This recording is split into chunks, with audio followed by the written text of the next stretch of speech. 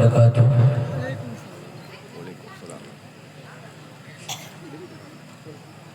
इन्नल हम्दुलिल्लाह नहमदुहु व नस्तईनुहु व नस्तगफिरुहु व नऊज़ु बिल्लाहि मिन शुरूरि अनफुसिना व मिन सय्यिआति अअमालिना। मन यहदिहिल्लाहु फला मुदिल्ल लहु व मन युद्लिल फला हादिय लहु। व अशहदु अल्ला इलाहा इल्लल्लाहु वहदहु ला शरीका लहु व अशहदु अन्ना मुहम्मदन अब्दुहु व रसूलुहु।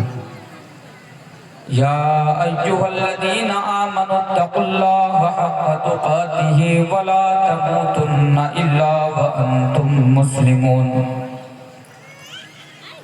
या अय्युहन्नासु इत्तक़ू रब्बकुमुल्लज़ी ख़लक़कुम मिन नफ्सिन वाहिदा व ख़लक़ मिन्हा ज़ौजहा व बत्थ मिन्हुमा रिजालन कसीरन व निसाअ वत्तक़ुल्लाहल्लज़ी तसाअलून बिही वल अर्हाम इन्नल्लाहा काना अलैकुम रक़ीबा। या अय्युहल्लज़ीना आमनुत्तक़ुल्लाहा व क़ूलू क़ौलन सदीदा युस्लिह लकुम अअमालकुम व यग़फिर लकुम ज़ुनूबकुम व मन युतिइल्लाहा व रसूलहु फ़क़द फ़ाज़ फ़ौज़न अज़ीमा। अम्मा बअद फ़इन्न ख़ैरल हदीस किताबुल्लाह व ख़ैरल हदी हदी मुहम्मदिन सल्लल्लाहु अलैहि वसल्लम व शर्रल उमूरि मुहदसातुहा व कुल्लु मुहदसतिन बिदअह व कुल्लु बिदअतिन दलाला व कुल्लु दलालतिन फिन्नार। अऊज़ु बिल्लाहि मिनश शैतानिर रजीम। बिस्मिल्लाहिर रहमानिर रहीम। या अय्युहल्लज़ीना आमनू क़ू अन्फुसकुम व अहलीकुम नारा। ओम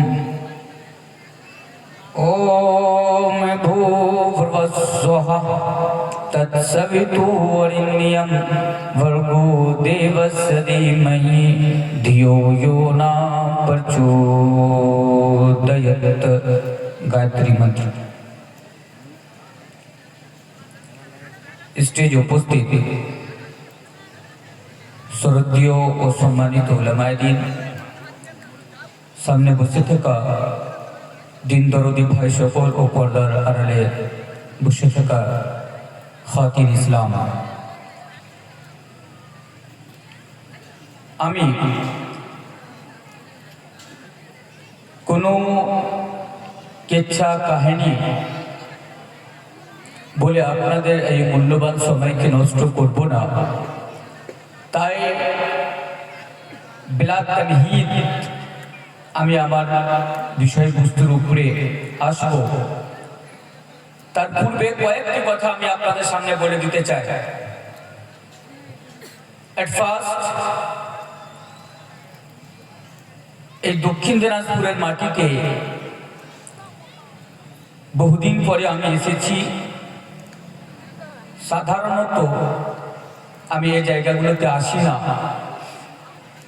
কিন্তু এখানকার যিনি ইমাম সাহেব আছেন মৌলানা শামীম সাহেব, ওনার সাথে একটা সম্পর্ক রয়েছে। উনি বারবার ফোন করছেন। ওনার কথা না ফেলতে পেরে আমি আপনাদের এখানে উপস্থিত হয়েছি। বলার উদ্দেশ্য হলো যে না আসার অনেকগুলো কারণ রয়েছে। সেই কারণগুলোর মধ্য থেকে একটি কারণ হচ্ছে যে আমি একজন উর্দু ভাষী বক্তা। আপনি ইউটিউবে বা সোশ্যাল মিডিয়ার যতগুলো প্ল্যাটফর্মস রয়েছে আপনি সেখানে যান, আপনি আমার হাজার বক্তব্য পেয়ে যাবেন, তবে আপনি বাংলাতে পাবেন না। আমার বক্তব্য আপনারা উর্দু ভাষাতে পাবেন। হয়তো বা কিছুটা আপনারা বাংলাতে এক দুটো পেতে পারেন, কারণ যখন আমি এই এলাকাগুলোতে আসি যেগুলোতে হয়তো উর্দু বুঝতে পারে না, তখন আমি কষ্ট করে হলে বাংলায় আলোচনা করি। কারণ যে আমি যদি আমার ভাষায় বক্তব্য রাখি, এখানে অনেকে রয়েছেন যে আমার কথাগুলো তার কানের ভিতর দিয়ে নয় মাথার উপর দিয়ে পালাবে। তাহলে আমি যে এত দূর থেকে কষ্ট করে আমি আপনাদের এখানে এসেছি, এসে কোনো লাভ হবে না, আপনারা আমার কাছ থেকে কিছু শিখতে পারবেন না। ফলে আমি আপনাদের সামনে বাংলায় আজকে আলোচনা করব। আমি যেভাবে বাংলা কথা আপনাদের সামনে বলছি, এভাবে বাংলা বুঝতে আপনাদের কোনো প্রকার কোনো সমস্যা হচ্ছে কি? আপনারা আমার বাংলা বুঝতে পারছেন স্পষ্ট? আলহামদুলিল্লাহ। এবার আসা যাক, একটি বিষয়বস্তু আপনাদের সামনে রাখা যাক। আজকে যে বিষয়টি নিয়ে আমি আপনাদের সামনে আলোচনা রাখবো, সে বিষয়টি আমাদের প্রত্যেকের জন্য। এখানে আজকে আমরা যতজন উপস্থিত রয়েছি, মেয়ে হোক ছেলে হোক, বা যাদের বিয়ে হয়ে গিয়েছে বা যারা এখনো আনম্যারিড, যাদের এখনো বিয়ে হয়নি, প্রত্যেকের জন্য আজকে আমার বিষয়টি ইম্পর্টেন্ট হবে এবং গুরুত্বপূর্ণ হবে। তাই আজকে আমি এই দক্ষিণ দিনাজপুরের মাটিতে এসে প্রথমবার আমি আপনাদের অনুরোধ জানাবো যে আমি যতক্ষণ আছি আপনারা খুব মনোযোগ সহকারে আজকে আমার বিষয়টি বা আজকে আমার আলোচনাটি শুনবেন। কারণ আজকে যদি আমার বিষয়টি শুনে নেন ভালো করে মনোযোগ সহকারে, ইনশাআল্লাহ আপনি যতদিন এই পৃথিবীতে বেঁচে থাকবেন আপনার কাজে লাগবে। যে ভাইদেরকে আমি দেখতে পাচ্ছি আমার সামনে দাঁড়িয়ে আছেন, আপনাদের কাছে দুটি অপশন, এত আপনারা এখানে এসে বসে যান, আর না হয়তো ওখান থেকে আপনারা চলে যান। আমার বক্তব্য চলাকালীন আপনারা এভাবে আমাকে দাঁড়িয়ে শুনতে পাবেন না। তাই অনুরোধ জানাবো, এত আপনারা বসে যান, আর না এখান থেকে আপনারা চলে যান। আসা যাক বিষয়বস্তুর উপরে। আমার দিকে লক্ষ্য রাখেন মা বোন, আপনারাও বহু কষ্ট করে আপনারা এখানে এসেছেন। আপনাদের এলাকায় বহু জলসা হয়, জানি না এরপরে আবার আপনাদের সাথে কোনোদিন সাক্ষাৎ হবে কিনা। এরপরেও আপনারা অনেক জলসা পেয়ে যাবেন আপনাদের এলাকাতে, কিন্তু হতে পারে আপনারা মওলানা তানভীর আলমকে পাবেন না। তা এই ওয়াক্তকে, এই সময়কে গনিমত মনে করে একটু ধৈর্য ধরে আজকে আপনারা শুনুন। সন্তান, দেখুন প্রথম নাম্বার কথা হচ্ছে আল্লাহ তাবারক ওয়া তাআলা অনেকগুলি নিয়ামত আমাদের উপর রয়েছে। সে নিয়ামতগুলোকে আমরা যদি গণনা করতে চাই, আমরা সে নিয়ামতগুলোকে গণনা করতে পারবো না।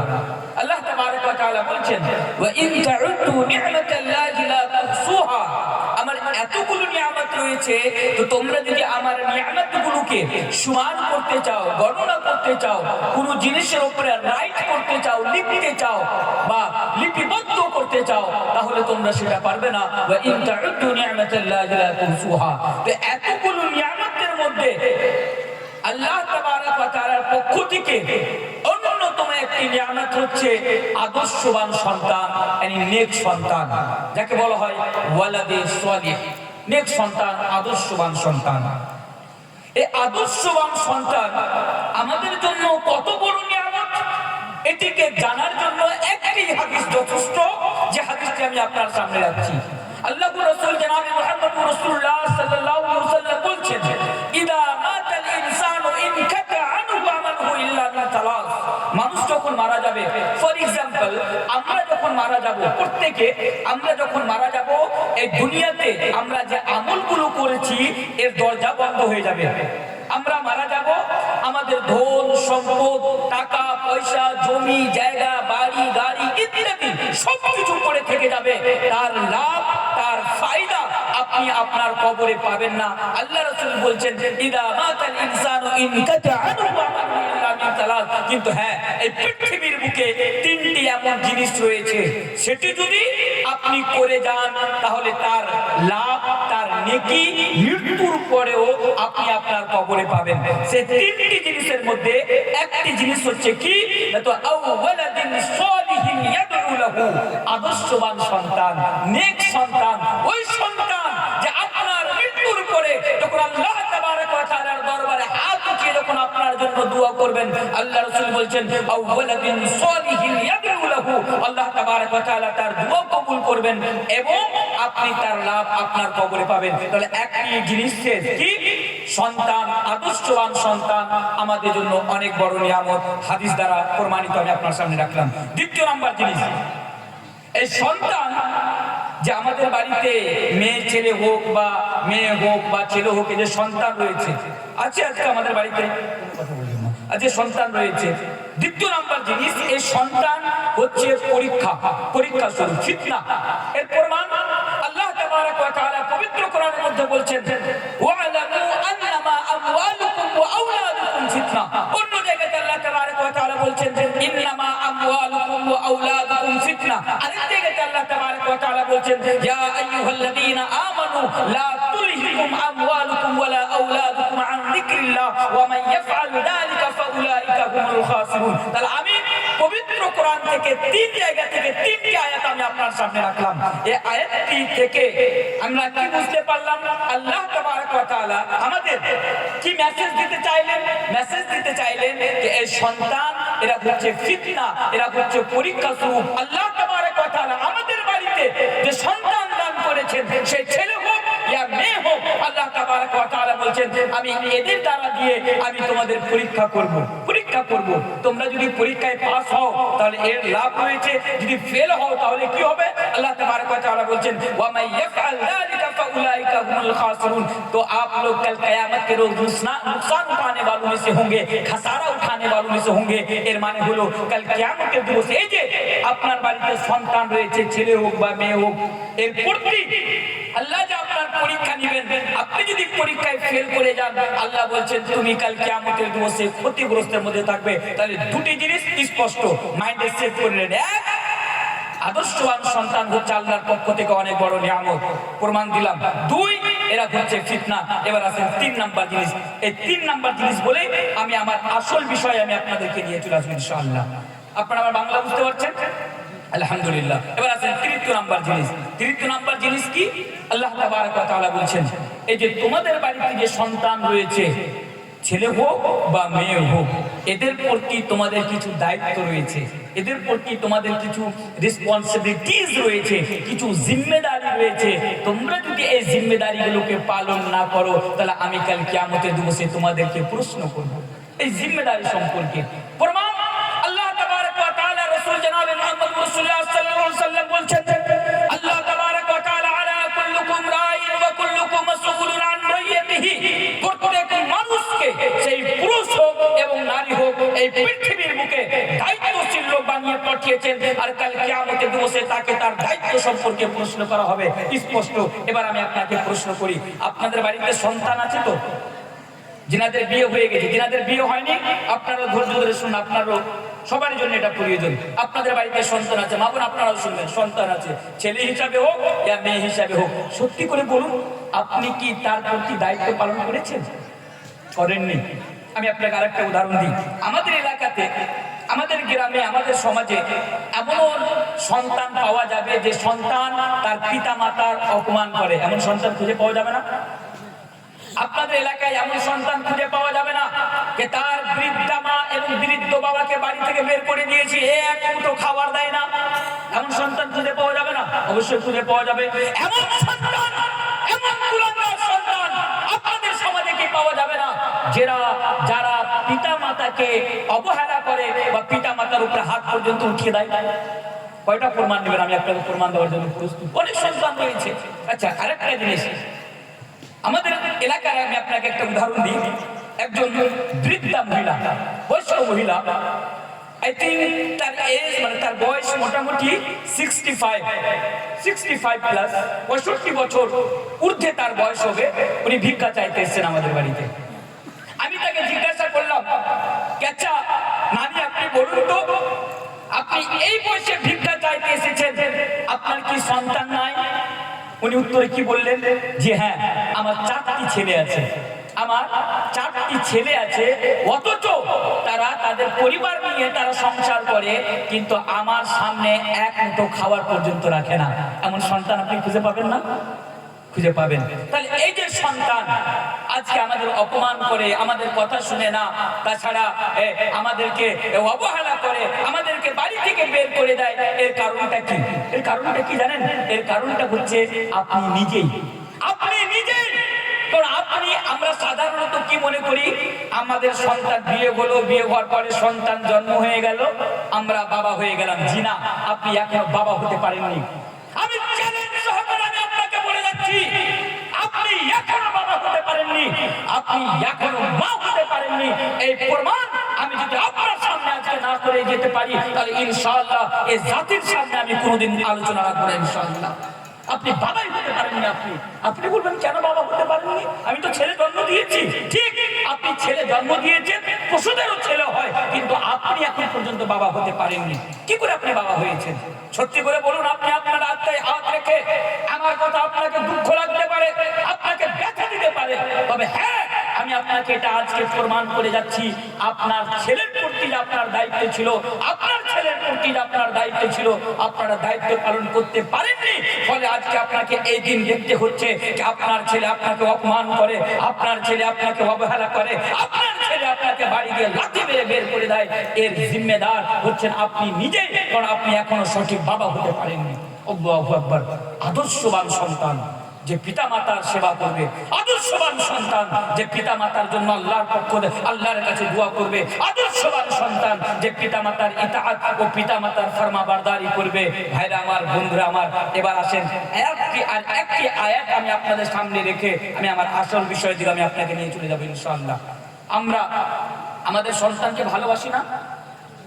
ভালোবাসি কি বাসি না? প্রত্যেক মানুষ, মেয়ে হোক ছেলে হোক, আমরা আমাদের সন্তানকে ভালোবাসি। আপনি কি জানেন এই ভালোবাসাকে আল্লাহ তাবারক ওয়া তাআলা চ্যালেঞ্জ করছেন যে সত্যি যদি তোমরা তোমাদের সন্তানকে ভালোবাসো, তোমাদের অন্তরে যদি সত্যিকারে তোমাদের সন্তানের ভালোবাসা থাকে, আল্লাহ তাবারক ওয়া তাআলা এই ভালোবাসাকে আল্লাহ তাবারক ওয়া তাআলা চ্যালেঞ্জ করছেন। এবং আল্লাহ তাবারক ওয়া তাআলা বলছেন প্রত্যেক বাবা মা, আমি এটা জানি, প্রত্যেক বাবা মা তার সন্তানকে অনেক ভালোবাসে। ফর এক্সাম্পল, আমি আপনাকে একটা উদাহরণ দিই। আমি যখন দিল্লি ইউনিভার্সিটিতে পড়াশোনা করতাম, তারপর আমি আয়াতটি রাখি, তার আপনি ভালো করে আমার কথাটি বুঝতে পারবেন যে একজন বাবা তার ছেলে মেয়েকে কতটা ভালোবাসে। আমি যখন দিল্লি ইউনিভার্সিটিতে পড়াশোনা করতাম জামিয়াতে, রাত্রি আমরা ডিনার করার পরে, রাত্রি খাওয়া দাওয়া করার পরে আমরা একটু বাইরে বের হতাম ঘোরার জন্য, তাতে আবার এসে আমরা যাতে করে ঘুমাতে পারি ভালো করে খাওয়া দাওয়ার পরে আফটার ডিনার। একদিন আমি আর উত্তরপ্রদেশের আমার দুজন বন্ধু আমরা ঘোরার জন্য বেরিয়ে গেলাম। আপনারা যারা দিল্লি গিয়েছেন, জামা মসজিদ দেখেছেন যে রাত্রিবেলা জামা মসজিদের গেটকে বন্ধ করে দেওয়া হয়। জামা মসজিদের নিচে ওই সিঁড়িগুলোর উপরে তিনজন লোক একটি চাদর বিছিয়ে তারা বসে তার আপোষে মুড়ি খাচ্ছে আর বাংলা ভাষায় কথা বলছে। এবার দিল্লিতে আমার কানে যখন ওদের শব্দ আসলো, আমি বুঝতে পারলাম ওরা হয়তো আমাদের এলাকারই হবে। আমি ওই জায়গাতে বসে গেলাম। আমার সাথে আমার আরো দুইজন বন্ধু ছিল, ওনারা বলছেন তনবীর ভাই क्या बात है, आप यहाँ पे बैठ गए, चलिए घूमते हैं, फिर रूम भी जाना है, सोना भी है। মানে বলছে আপনি কেন এখনো বসলেন? আমি বললাম একটু দাঁড়াও, আমি এনাদের সাথে কথা বলিনি। ওই তিনজনকে আমি প্রশ্ন করলাম, ভালোবাসা আমি আপনাকে প্রমাণ করছি। তিনজনকে ভালো জিজ্ঞাসা করলাম, ভাই আপনাদের বাড়ি কোথায়? ওনারা উত্তরে বললেন আমাদের বাড়ি মুর্শিদাবাদ। নাম শুনেছেন মুর্শিদাবাদ? আমাদের বাড়ি মুর্শিদাবাদ। আমি গতকালকে মুর্শিদাবাদে ছিলাম। আমাদের বাড়ি মুর্শিদাবাদ। আমি ওনাদেরকে জিজ্ঞাসা করলাম কি রাত্রি 11টার সময় আপনাদের বাড়ি মুর্শিদাবাদ, দিল্লিতে এসে এই জামা মসজিদের সিঁড়ির নিচে বসে আপনারা এত রাত্রি কি করছেন? ওনারা আমাকে উত্তরে বললেন আমরা এখানে 7 বছর ধরে রিক্সা চালাই, রিক্সা 7 বছর ধরে রিক্সা চালাই। আমি বললাম ওটা ঠিক আছে, আপনারা এখানে কি করছেন? ওনারা উত্তরে বললেন আমরা দিনের বেলা রিক্সা চালাই আর রাত্রিবেলা আমরা যখন ক্লান্ত হয়ে যায়, টায়ার্ড হয়ে যায়, তখন আমরা এখানে এসে রাত্রিবেলা আমরা ঘুমিয়ে যাই। আমি ওনাদেরকে বললাম ভাই আপনারা পুরো দিন রিক্সা চালান, কত কষ্ট, কত পরিশ্রম, কত ক্লান্ত হয়ে যান, তাহলে এখানে আপনারা কি করে ঘুমাবেন? এত মশা, আশেপাশে এত নোংরা জায়গা, তাছাড়া উপরে কোনো কিছু নাই, ঢাকার কিছু নাই, আপনারা এই জায়গাতে কি করে ঘুমাবেন? এর চেয়ে ভালো আপনারা যদি কোনো রুম রেন্টে নিয়ে, ভাড়া নিয়ে যদি আপনারা রাত কাটান, ওখানে অন্তত আরামের সাথে আপনারা ঘুমাতে পারবেন, আবার পুরো দিন আপনারা ভালো করে রিক্সা চালাতে পারবেন। আমি যখন ওনাদের সামনে এই কথা রাখা, ওনাদের মধ্যে একজন আমাকে উত্তর দিয়েছিল, আজও সে উত্তর আমার মনে আছে। উনি বলেছিলেন যে ভাই আপনি বলছেন যে রুমে ঘুমালে ভালো ঘুম আসবে, এটা আমরাও জানি যে আমরা যদি কোনো রুম ভাড়া নিয়ে থাকি, ঘর ভাড়া নিয়ে থাকি, আমাদের ঘুমটা ভালো হবে, আমরা আরাম পাবো। কিন্তু আমরা এটাও জানি যে মিনিমাম আমরা যদি রুম ভাড়া নিয়ে থাকি দিল্লির মতো জায়গাতে, তাহলে 2000 থেকে নিয়ে 2500 টাকা আমাদেরকে ভাড়া দিতে হবে। 2000 থেকে নিয়ে 2500 টাকা আমাদেরকে রুম ভাড়া দিতে হবে। কিন্তু আমরা যদি যদি জামা মসজিদের সিঁড়িতে ঘুমিয়ে রাত কাটিয়ে দিতে পারি, তাহলে আমাদের মাসে 2500 টাকা বেঁচে যাবে। এই 2500 টাকা দিয়ে আমরা আমাদের সন্তানের ফিউচারকে, তার ভবিষ্যৎকে আমরা গড়াতে পারবো, ভালো বানাতে পারবো, তাকে ভালো স্কুলে ভালো মাদ্রাসায় আমরা শিক্ষা দিতে পারবো। আহা, তাহলে একজন বাবা তার সন্তানের কথা চিন্তা করে, একজন বাবা তার সন্তানের ফিউচারের কথা ভেবে, একজন বাবা তার সন্তানের ভবিষ্যৎ ভেবে সে জামা মসজিদের সিঁড়িতে সে রাত কাটিয়ে দিচ্ছে, তাহলে এখানে বুঝতে পারা যায় যে একজন বাবার অন্তরে তার সন্তানের জন্য কতটুকু ভালোবাসা হতে পারে। আর এই ভালোবাসাকে আল্লাহ তাবারক ওয়া তাআলা চ্যালেঞ্জ করছেন। এবার আসেন আয়াতটি আমি আপনার সামনে রেখে যাচ্ছি। अल्लाह तबारक व तआला कुरान करीम के अंदर बयान फरमाता है, या अय्युहल्लज़ीना आमनू कू अनफुसकुम व अहलीकुम नारा। ऐ लोगों सुनो, यहाँ पर किसी और धर्म के लोगों से नहीं कहा जा रहा है, यहाँ पर न हिंदुओं से कहा जा रहा है, न सिखों से कहा जा रहा है, न ईसाइयों से कहा जा रहा है, बल्कि अल्लाह तबारक व तआला तुझे बयान फरमाता है, या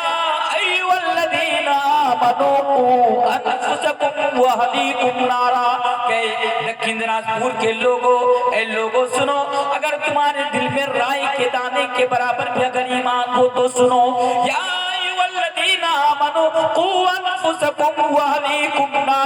कि तुम अपने आप को भी जहन्नम के अज़ाब से बचाओ, तुम अपने आप को भी जहन्नम की आग से बचाओ। अल्लाह फरमाता है कू अनफुसकुम व अहलीकुम नारा, और तुम अपने अहल व अयाल को भी, तुम अपनी औलाद को भी जहन्नम की आग से बचाओ। अल्लाह तबारक व तआला এখানে তিনটি কথা বললেন, কি তুমি নিজেও জাহান্নামের আগুন থেকে বাঁচো, আরেকটা দায়িত্ব আপনার উপরে চাপিয়ে দিল, সে দায়িত্ব কি, তুমি তোমার এবং তুমি তোমার পরিবারকে এবং তুমি তোমার সন্তানকে জাহান্নামের আগুন থেকে বাঁচাও, জাহান্নামের আগুন থেকে বাঁচাও। এবার সত্যি করে আপনি বলুন তো, আপনি তো নিজের চোখে আপনি দেখতে পাচ্ছেন যে আপনার ছেলে আজকে কোন পথে যাচ্ছে।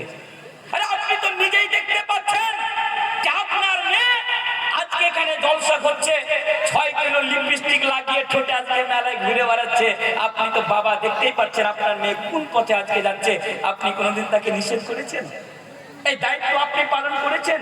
জি না, আমরা দায়িত্ব পালন করিনি। তাহলে আপনি সাধারণভাবে একটা কথা আপনি মনে করেন, একজন এজ এ ফাদার, একজন বাবা হিসাবে আমাদের যে দায়িত্ব রয়েছে, আমরা সেই দায়িত্বগুলো পালন যদি না করি, তাহলে আমার ছেলে আদর্শবান ছেলে হবে কি করে, আমার মেয়ে আদর্শবান মেয়ে হবে কি করে, আমার মেয়ে জাহান্নামের আগুন থেকে বাঁচবে কি করে, আমার ছেলে জাহান্নামের আগুন থেকে বাঁচবে কি করে। এটি একটি অনেক বড় প্রশ্ন আমাদের কাছে, আপনাদের কাছে।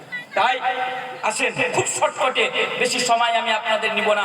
এবার আমি আপনাদেরকে আসল বিষয়ে নিয়ে আসি, খুব মানে কনসেন্ট্রেটের সাথে, মানে বাংলাতে বলা হয় মনোযোগ সহকারে আপনারা এবার আমার কথাগুলো শুনবেন। কি, আমার ছেলে আদর্শবান হবে কি করে। মা বোন আপনারাও, আপনারা উভয়কে আমি বারবার আমি ইশারা করে যাচ্ছি বা অনুরোধ করে যাচ্ছি, আমার ছেলে ভালো হবে কি করে, আমার ছেলে জাহান্নামের আগুন থেকে বাঁচবে কি করে, আমার মেয়ে জাহান্নামের আগুন থেকে বাঁচবে কি করে। আসেন আমি 10টি পয়েন্ট আমি আপনার সামনে রেখে যাচ্ছি, ছেলে হওয়ার পূর্ব থেকে নিয়ে বড় হওয়া পর্যন্ত।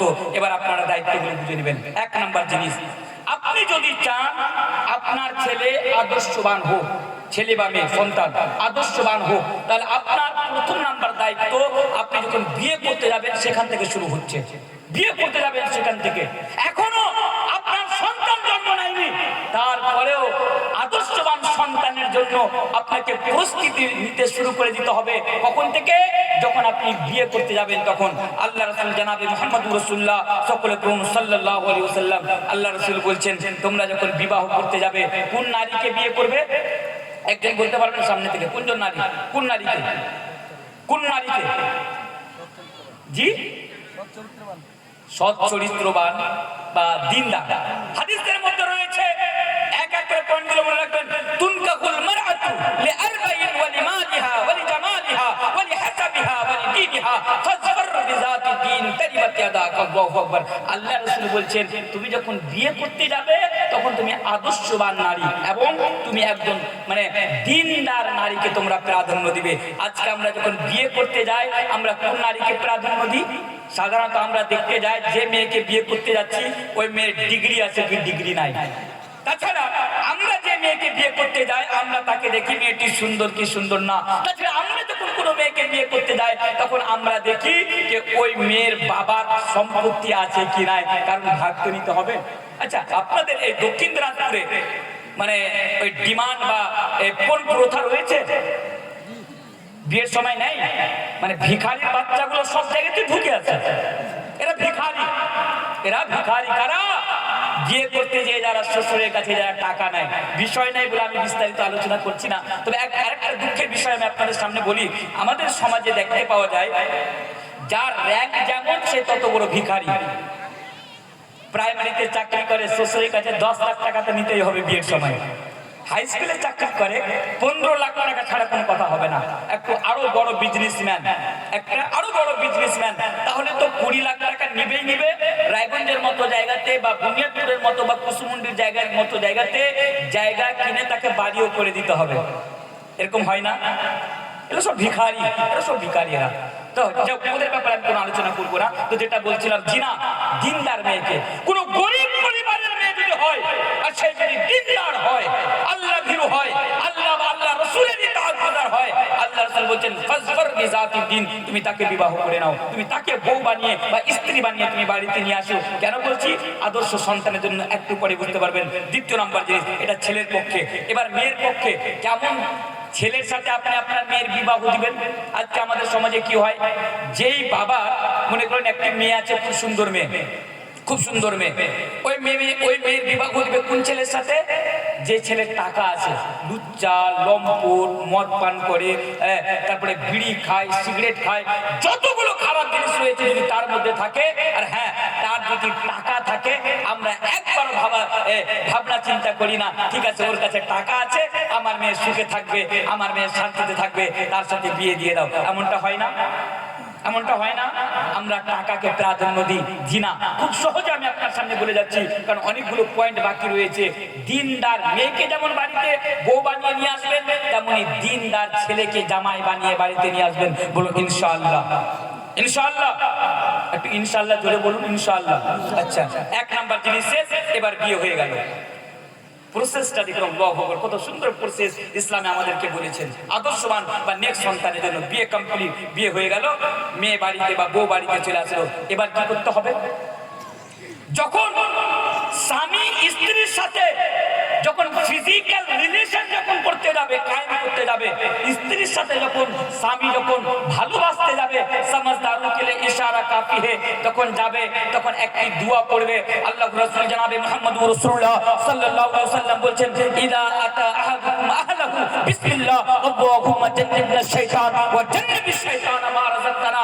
আল্লাহর রাসূল বলেন, যখন কোনো স্বামী তার স্ত্রীর সাথে যখন মানে ফিজিক্যাল রিলেশন করার জন্য আসবে, ভালোবাসার জন্য আসবে, তখন এই দোয়া পড়বে। এই দোয়া যদি পড়ে নাই তাহলে কি হবে? আল্লাহ রাসূল বলেন, লাম ইয়াজুরহু শাইতান, কোন মানুষ যদি তার স্ত্রীর সাথে মিলামেশা করার পূর্বে এই দোয়া পড়ে নাই, তাহলে ওইখান থেকে যদি আল্লাহর পক্ষ থেকে কোনো সন্তান হয়, লাম ইয়াজুরহু শাইতান, তাহলে ওই সন্তানকে শয়তান কোনোদিন ক্ষতি পৌঁছায় না। আল্লাহু আকবার। এবার আমি আপনাকে প্রশ্ন করি, আপনার বিয়ে হওয়ার 40 বছর হয়ে গেছে, আপনার বিয়ে হওয়া 30 বছর হয়ে গেছে, আপনার বিয়ে হওয়া আজকে 20 বছর হয়ে গেছে, আপনার বাড়িতে 3টি ছেলে, 4টি ছেলে, 5টি মানে সন্তান। সত্যি করে বলুন, আপনি কোনোদিন এই দোয়া পড়েছেন? কোনোদিন এই দোয়া পড়েছেন? কয়জন লোক আমার সামনে আজকে এখানে বসে আছেন? আপনাকে লজ্জা পাওয়া দরকার। আজকে আপনার চুল পেকে গেল, আপনার দাড়ি পেকে গেল, আপনি যখন বুড়ো হয়ে যান তখন আপনি বলেন, হুজুর আমার ছেলে আমাকে কষ্ট দেয়, হুজুর আমার ছেলে আমাকে লাথি মারে, হুজুর আমার ছেলে মেয়ে আমার কথা শোনে না, তারা আদর্শবান না, তারা খুব বাজে, তারা ওই জিনিসটা বলার পূর্বে আপনি এই হাদিসটা আপনার মনে পড়ে না যে আল্লাহ রাসূল বলেছিলেন যে যখন তোমরা তোমাদের স্ত্রীর কাছে যাবে এই দোয়া করবে, বিসমিল্লাহ আল্লাহুম্মা জান্নিবনা শাইতান ওয়া জান্নিবিশ শাইতানা মা রাযাকতানা। এই দোয়া পড়তে গেলে তোমার শয়তান, তোমার সন্তানকে শয়তান কোনোদিন পথভ্রষ্ট করতে পারবে না, তোমার সন্তানকে শয়তান কোনোদিন ক্ষতি পৌঁছাতে পারবে না। আপনি কোনোদিন দোয়া পড়েছেন? নিজে একবার ভাবুন, আপনি কোনোদিন দোয়া পড়েছেন? কত আমাদের জন্য দুঃখের বিষয়, আমরা নিজেকে মুসলিম বলে দাবি করি, আমরা নিজেকে আল্লাহ এবং আল্লাহর রাসূলকে মাননেওয়ালা আমরা দাবি করি, অথচ আমরা এত হতভাগা আজকে মুসলমান যে আমাদের এই দোয়া পর্যন্ত আজকে আমাদের জানা নাই যে স্ত্রীর সাথে মিলামিশা করতে গেলে আমাদের কি দোয়া করতে হবে, তাহলে আমাদের বাড়িতে নেক সন্তান জন্ম নেবে। আর এরই কারণে আজকে আমাদের বাড়িতে নেক সন্তান জন্ম নেয় না। আশা করি আপনারা আমার কথা বুঝতে পেরেছেন। আপনারা আগামী কালকে এই দোয়াকে মুখস্থ করে নেবেন ইনশাআল্লাহ। ইনশাআল্লাহ এক নাম্বার জিনিস শেষ, বিয়ে হয়ে গেল। এবার আসেন আপনার, এবার আল্লাহ তাবারক ওয়া তাআলার কাছে আপনাকে দোয়া করতে হবে। কয়জন বাবা রয়েছেন নেক সন্তানের জন্য আপনি আল্লাহ তাবারক ওয়া তাআলার কাছে হাত উঠে আপনি দোয়া করেছেন? কয়জন আমার মা রয়েছেন আমার সামনে যে নেক সন্তানের জন্য আপনি আল্লাহর কাছে আপনি দোয়া করেছেন? আরে নবীরা পর্যন্ত আল্লাহর কাছে দোয়া করেছেন এই নেক সন্তানের জন্য।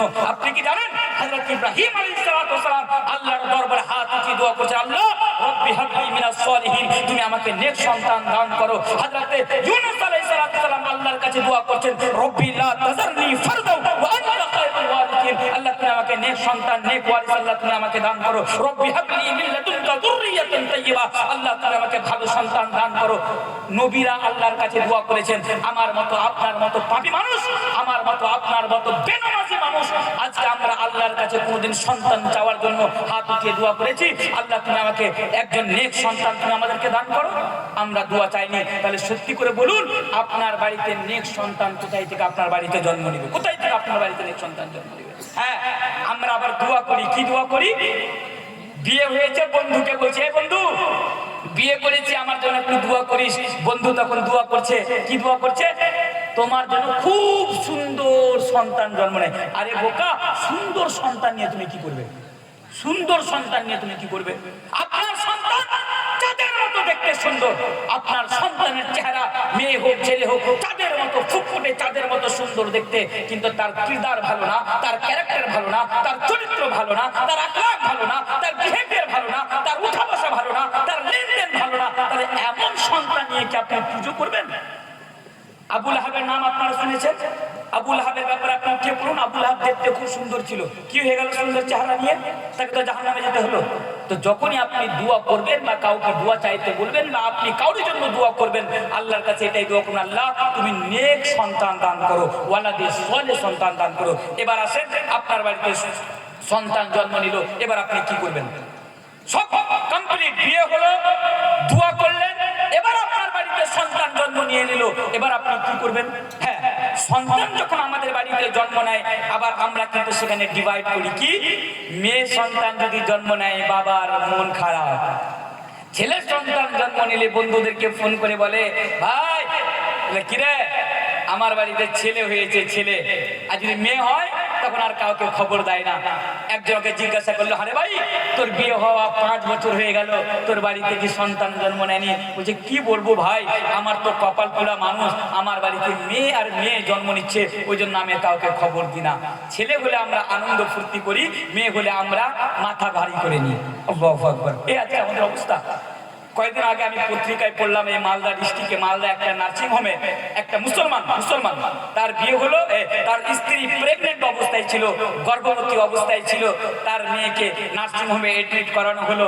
যখন তার ডাক্তার এসে বলল কে আপনার মেয়ে সন্তান জন্ম নিয়েছে, ওই বোকা করলো কি, মেয়ে সন্তান জন্ম নেওয়ার কারণে তার স্ত্রীকে হসপিটালে রেখে দিয়ে কোথায় পালিয়ে গেল।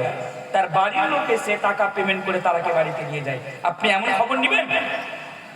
এমন খবর আমি আপনাকে দিব যে মেয়ে সন্তান হওয়ার কারণে আমার মতো আপনার মতো হাজারো মুসলমান তার স্ত্রী কাজকে ডিভোর্স দিয়ে দিয়েছে, তার স্ত্রী কাজকে মানে ছেড়ে দিয়েছে, তাকে তালাক দিয়ে দিয়েছে মেয়ে সন্তান হওয়ার কারণে। এখানে আমি একটা কথা স্পষ্ট করে দিই আমি আপনার সামনে, ছেলে হোক বা মেয়ে হোক, দুটি কিন্তু আল্লাহ তাবারক ওয়া তাআলার পক্ষ থেকে, দুটি আল্লাহর পক্ষ থেকে। আল্লাহ যাকে চায় ছেলে দেয়, আল্লাহ যাকে চায় মেয়ে দেয়। আরে আমি তো এই কথা বলি कि अल्लाह तबारक व तआला हर घर में बेटी नहीं पैदा, अल्लाह तबारक व तआला हर घर में बेटी नहीं देता, बेटी तो अल्लाह उस घर में देता है जिस घर में अल्लाह की रहमत और अल्लाह की बरकत होती है। প্রত্যেক বাড়িতে মেয়ে সন্তান জন্ম নেয় না, যারা খুব ভালো এবং আল্লাহর যাদের প্রতি রহমত বা বরকত রয়েছে তাদেরকে মেয়ে সন্তান দান করে। আপনি মেয়ে সন্তানকে বোঝ মনে করেন, আপনি মেয়ে সন্তানকে ভারী মনে করেন। আপনি কি জানেন আল্লাহর রাসূল জনাবে মুহাম্মদ রাসূলুল্লাহ সাল্লাল্লাহু আলাইহি ওয়াসাল্লাম বলছেন, মান আলা জারিয়াতানি হাত্তা তাবলুগা জাআ ইয়াউমাল কিয়ামা আনা ওয়া হুয়া ওয়া দাম্মা আসাবিহু।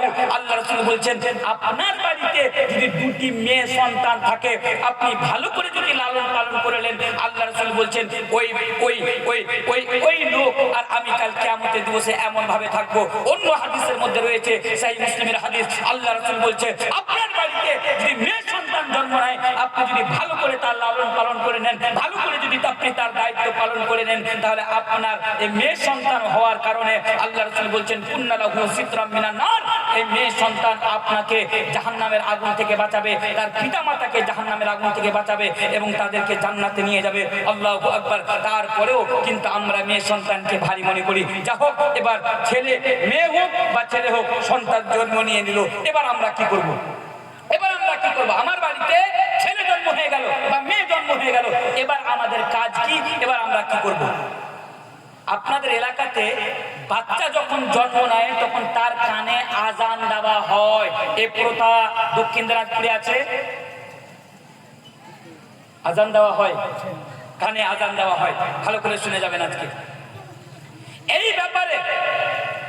বাচ্চা জন্ম নেওয়ার পরে কানে আজান দিতে হবে, এই ব্যাপারে কোনো অথেন্টিক প্রমাণ পাওয়া যায় না। আবার ভালো করে শুনুন, কোনো অথেন্টিক প্রমাণ কোরআন এবং হাদিসের মধ্যে পাওয়া যায় না যে সন্তান জন্ম হলে তার কানে আজান দিতে হবে। এবার প্রশ্ন হচ্ছে, তাহলে কি আমরা কানে আজান দেব না? জি হ্যাঁ, আপনি দিতে পারেন। ইবনে উসাইমিন রাহিমাহুল্লাহু তাআলা ওনার ফতোয়া বা অনেক যারা বিজ্ঞ উলামা বা ইসলামিক স্কলার যারা ইমাম, যিনাদের ফতোয়া, আপনি আপনার সন্তানের বা মেয়ে হোক বা ছেলে হোক তার কানে আজান দিতে পারেন, তবে এটা মনে করে নয় যে আজান দেওয়া সুন্নাত, বা এটা মনে করে নয় যে কানে আজান দেওয়া ওয়াজিব, কানে আজান না দিলে আমি গুনাহগার হয়ে যাব। বা দ্বিতীয়ত এটা মনে করে নয় যে আমি কানে আজান দিয়ে আমার ছেলেকে মুসলমান বানিয়ে নিলাম, এই আকীদা রেখে বা এরকম মাকসাদ রেখে কানে আজান দেওয়া ঠিক না। তাহলে কানে আজান দেওয়া যায় এটা মনে করে যে আমার বাড়িতে সন্তান জন্ম নিল, আমি এই জন্য কানে আজান দিচ্ছি যে তার কানে প্রথম তাকবীরের আওয়াজ যাবে, আল্লাহর আওয়াজ যাবে, রাসূলের আওয়াজ যাবে, এই মনে করে যদি আপনি কানে আজান দেন, আপনি কানে আজান দিতে পারবেন। এবার আপনি আপনার ছেলে মেয়ের কানে আজান দিয়ে দিলেন। এবার আরেকটু আগে আছেন, আপনার ছেলে বা আপনার মেয়ে এবার 7 দিনের দিন হয়ে গেল, এবার আপনি কি করবেন? খুব জটিল বিষয়ের উপরে আমি আলোচনা করছি, ভালো করে শুনবেন। এই ছেলে যে দাঁড়িয়ে আছে এখানে, তো যেটা আমি বলছিলাম, এবার আপনার ছেলে বা আপনার মেয়ে 7 দিনের হয়ে গেল, এবার আপনাকে কি করতে হবে বলুন? কি করবেন? কি করবেন? আকিকা।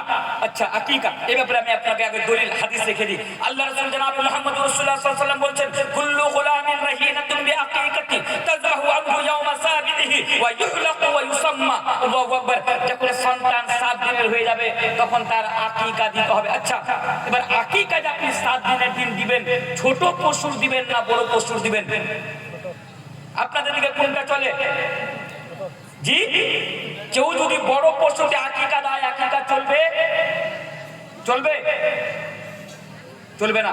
ছোট পশুতে ছেলে বলে 2টি, মেয়ে বলে 1টি। আচ্ছা, আরেকটা বিষয় আপনার সামনে ক্লিয়ার করে দিই। যারা বলে জোর আওয়াজে, যারা বলে উঁচু আওয়াজে, যারা বলে যে 7 দিনের পরে আকিকা দেওয়াই যাবে না, 7 দিনের পরে আকিকা দেওয়াই যাবে না, আমি ওই সমস্ত ভাইদেরকে আমি বলতে চাই বা ওই সমস্ত উলামাদেরকে আমি বলতে চাই যে শুনুন, এটি হচ্ছে বিতার্কিত মাসলা, মানে বাংলা বিতার্কিত মানে এক উর্দুতে বলা হয় ইখতিলাফি মাসালা।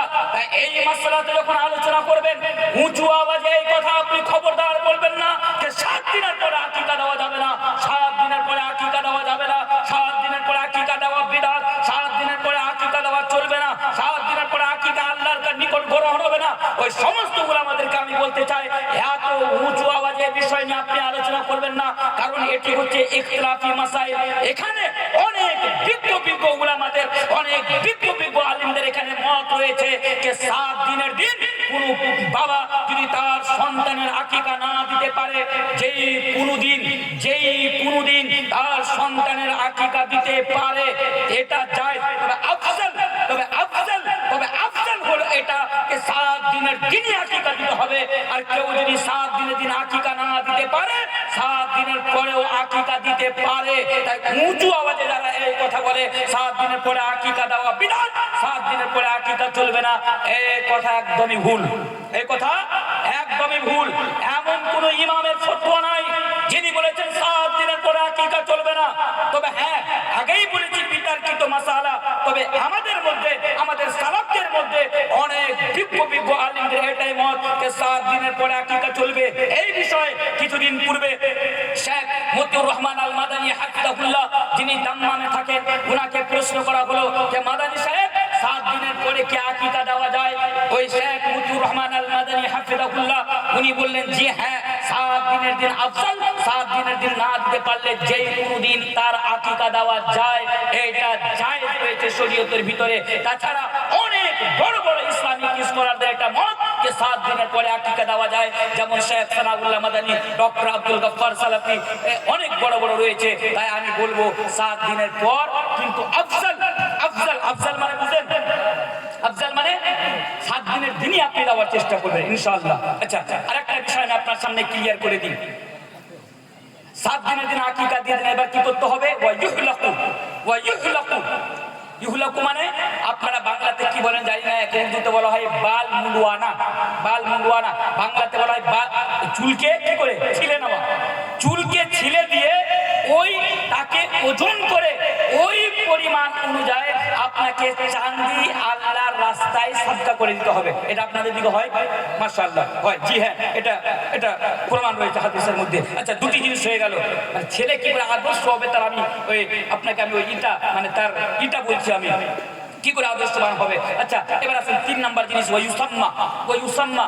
তার একটা ভালো অর্থ দেখে নাম রাখতে হবে।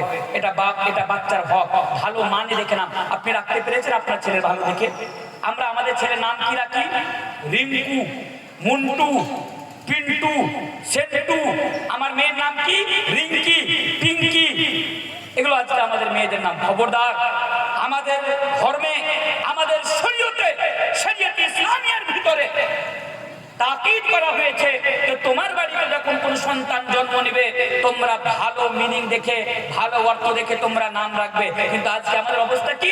একজন লোক এসে বলছে, পুলিশ সাহেব এটা কি বলছে, আমার বাড়িতে ছেলে জন্ম নিয়েছে, একটা নাম বলুন। এমন নাম মানে ইউনিক নেম, ইউনিক, ভালো করে শুনবেন, ইউনিক নেম বলুন, মানে খুব ভালো নাম বলুন। তো ওকে বলা হলো আব্দুল্লাহ। বলছে আব্দুল্লাহ নাম এটা চলবে না। কেন চলবে না?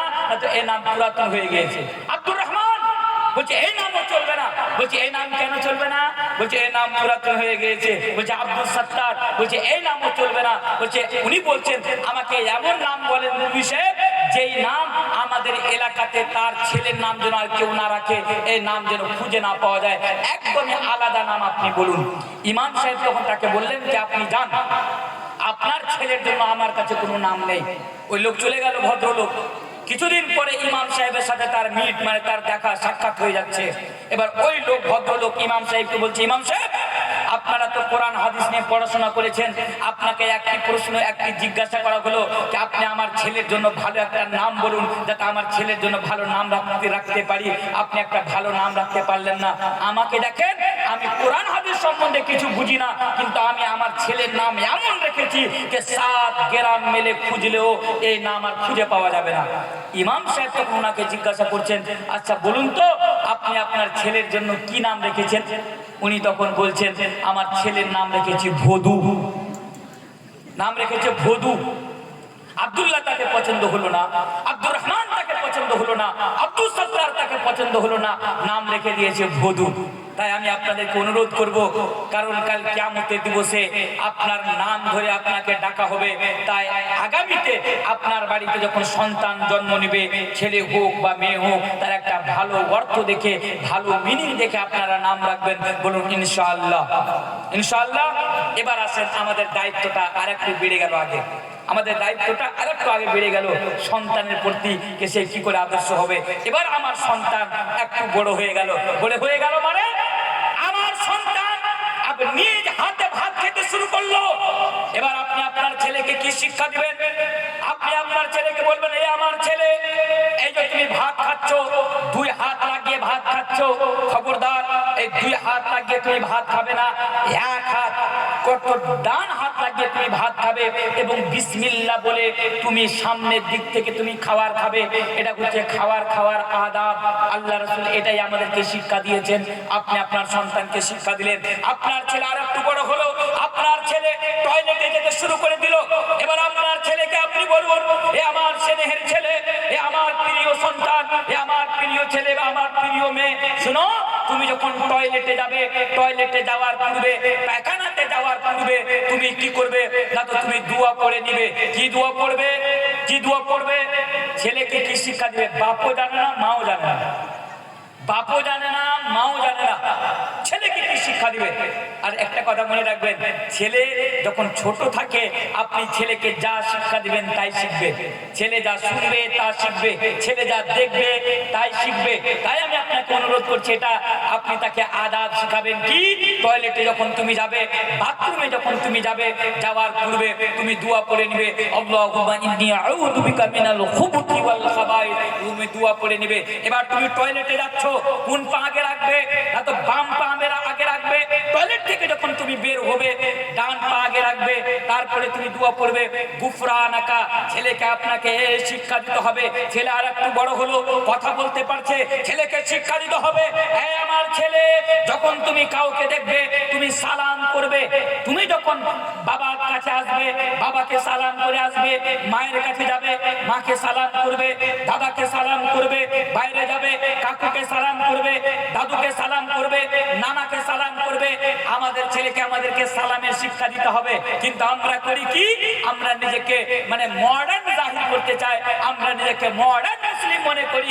আর মডার্ন মুসলিম মনে করতে যে আমরা আমাদের ছেলেকে শিক্ষা দিই, ছেলে বাবাকে টাটা বলে দাও, টাটা। ছেলে বলছে টাটা। মা মেয়ে ছেলেকে বলছে, ছেলে নানাকে টাটা বলে দাও, টাটা। জিনা খবরদার, good night, good morning, good evening, good afternoon, কি এগুলো আপনি আপনার ছেলেকে শিখাচ্ছেন? আপনি বাবা, এটা আপনার কর্তব্য, আপনি মা, এটা আপনার রেসপন্সিবিলিটি। আপনার ছেলে যখন কথা বলার মতো উপযোগী হবে, আপনি আপনার ছেলেকে বা মেয়েকে আপনি শিক্ষা দিবেন যে দেখো, তুমি যখন কাউরির কাছে যাবে, কাউরির সাথে সাক্ষাৎ করবে, তুমি তাকে সালাম করবে। এই শিক্ষা ছোট অবস্থায় যদি আপনি আপনার ছেলেকে দিয়ে দেন, ইনশাআল্লাহ আপনার ছেলে কোনোদিন এই শিক্ষা ভুলবে না। এটা আপনার রেসপন্সিবিলিটি। আচ্ছা, এবার আরেকটু আগে আসেন। ওই অবস্থায় ছেলে বা মেয়ে যখন ছোট থাকবে আমরা কি করি জানেন? আজকে আমরা বলি, মোল্লা সাহেব, এতে আমার ছেলেটা 5 বছরের, কিন্তু আমার ছেলেটা মোবাইল ছাড়া থাকে না, এমনটা হয় না? খুব ভালো করে শুনবেন, একটু রাত হয়েছে বুঝতে পারছি, তারপর আমি আপনাদেরকে অনুরোধ করবো একটু ভালো করে শুনবেন বিষয়টি। এটা আপনার সন্তানের ভবিষ্যৎ নিয়ে আমি আপনাকে বলে যাচ্ছি।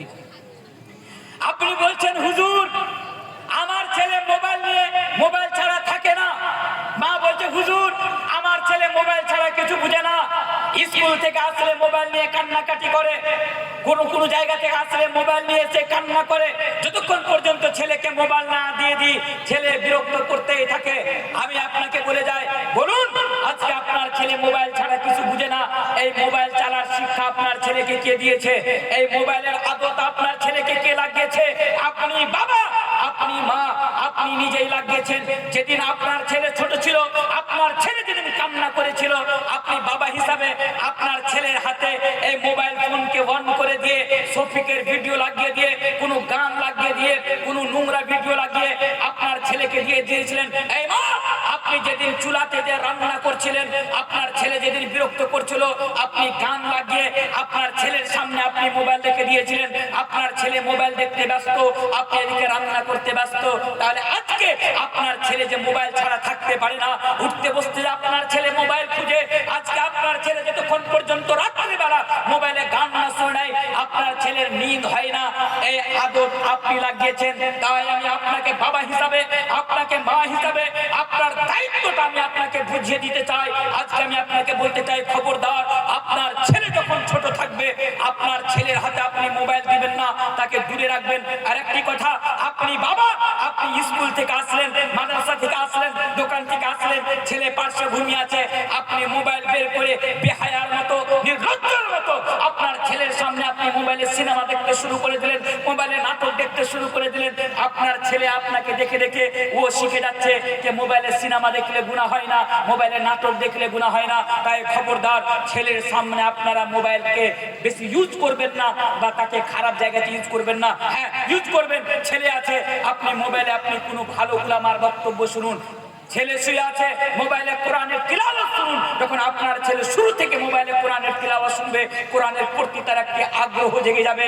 আপনার ছেলে বড় হয়ে আর গান শুনবে না, আপনার ছেলে বড় হয়ে সেই মোবাইলে কোরআনের তিলাওয়াত শুনবে।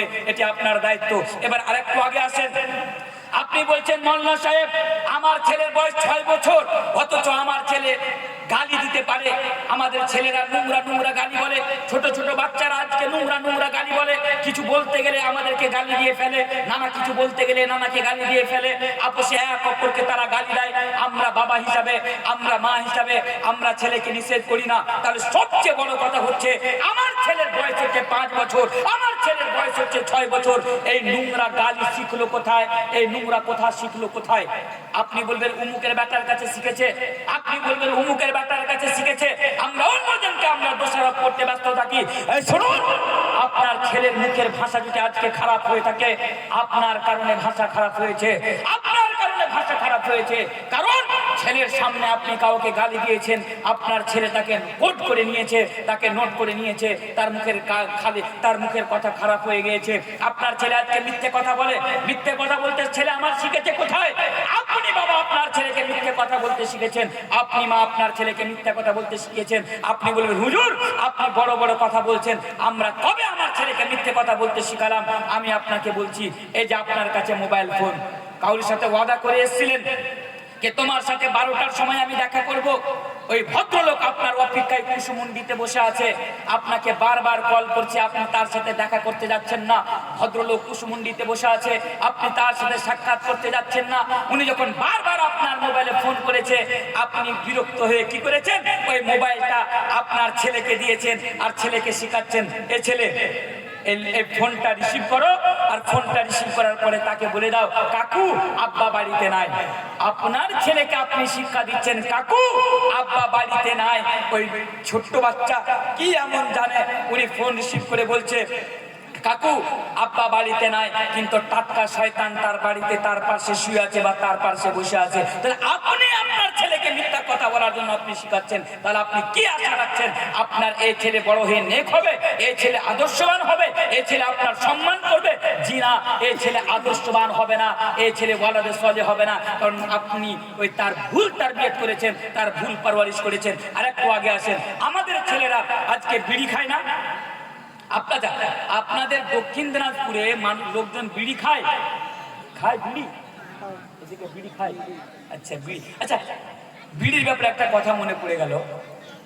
বিড়ি খাওয়া ভালো জিনিস না খারাপ জিনিস?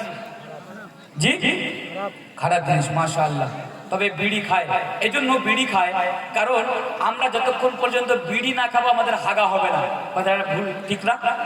মানে আমরা টয়লেটে বসে বিড়ি খাই। আরেকটা কথা আমার মনে পড়লো, আমি আপনাকে বোঝানোর জন্য এটা বলে যাচ্ছি। একজন যুবক ছেলে নওজওয়ান এসে প্রশ্ন করছে, তানভীর সাহেব একটা প্রশ্ন করি। আমি বললাম বলো কি প্রশ্ন? উনি বলছেন ইসলামে তো সব জিনিস খাবার দোয়া আছে না? আমি বললাম অফকোর্স, তা তো আছে। তো বলছে তাহলে আপনি বলুন যে বিড়ি খাওয়ার দোয়া কি? বিড়ি খাওয়ার দোয়া কি?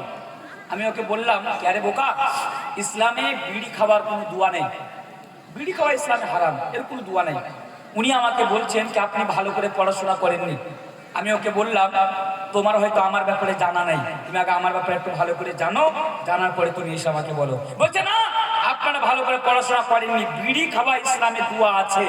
আমি ওকে বলছি আরে ভাই ইসলামে বিড়ি খাওয়া দোয়া নাই। উনি আবার বলছেন জি না ইসলামে বিড়ি খাওয়া দোয়া আছে। আমি তখন বুঝতে পারলাম এই কি মেন্টালিটির। আমি তখন ওকে জিজ্ঞাসা করলাম আচ্ছা বলো ইসলামে যখন বিড়ি খাওয়া দোয়া আছে তো তোমার কি এই দোয়াটা জানা আছে? বলছে জানা আছে বলে তো আপনাকে প্রশ্ন করছি। বলছে জানা আছে বলে প্রশ্ন করছি। আমি বলে বলো ইসলামে বিড়ি খাওয়ার দোয়া কি? উনি বলছেন ইসলামে বিড়ি খাওয়া দোয়া হলো আল্লাহুম্মা বারিক লানা ফিমা বিড়ি টানা। বলছে এটা বিড়ি খাওয়ার দোয়া। এবার আমি তো আরবি বুঝি, আল্লাহ গোমা বারিক লানা এতদূর পর্যন্ত তো ঠিক আছে, এ বিড়ি টানা আবার কেমন আরবি? বিড়ি টানা আবার কেমন আরবি? আমি ওকে বললাম, ভাই তুমি এই দোয়া পেলে কোথায়? বলছে আমি মোবাইল ফোন থেকে শিখেছি। হ্যাঁ? মোবাইল ফোনে বিড়ি খাওয়ার দোয়া আছে? বলছে আছে। বলছে আমাকে দেখাও। উনি বাংলাদেশের একজন মাওলানা সাহেব আছেন, ওনার নাম হলো গিয়াসউদ্দিন তাহিরি। নাম আপনারা শুনেছেন কিনা জানি না, গিয়াসউদ্দিন তাহিরি ওনার নাম। ইউটিউবারেরা কি করেছে, এই যে যেমন আমার কথা, আমার বক্তব্য এখানে রেকর্ড হচ্ছে, আপনাদের দক্ষিণ দিনাজপুরে তো এগুলো কম। আমরা যখন মানে আদার্স স্টেটে বা আমাদের বিহারে বা সীমাঞ্চল এলাকাতে বা যখন আমরা আসামে বা বাইরের স্টেটগুলোতে যখন আমরা থাকি, অনেকগুলো আমাদের সামনে ইউটিউবার থাকে। তো ইউটিউবারেরা করে কি, তার ভিউজ বাড়ানোর জন্য, তার চ্যানেলকে গ্রো করার জন্য এরা আমাদের বক্তব্যকে আগে থেকে কাট করে দিয়ে, পিছন থেকে কাট করে দিয়ে বাস টুকরা টুকরা করে ছেড়ে দেয়। যেমন কি আমাদের দেশের ব্যাপারে আমি আপনাকে বলি, আমাদের দেশে এই ভারতবর্ষে एबीपी न्यूज, आज तक, टाइम्स नाउ, नाउ भारत, ये 4टी न्यूज चैनल, बड़ो बड़ो news channel Hindi, ABP news Hindi, आज तक हिंदी, তারপরে নাও ভারত হিন্দি, এই চ্যানেলগুলো আপনারা উঠিয়ে দেখবেন এরা আমার ব্যাপারে কি নিউজ চালাচ্ছে, আজকে আমার বিরুদ্ধে কি নিউজ চালাচ্ছে।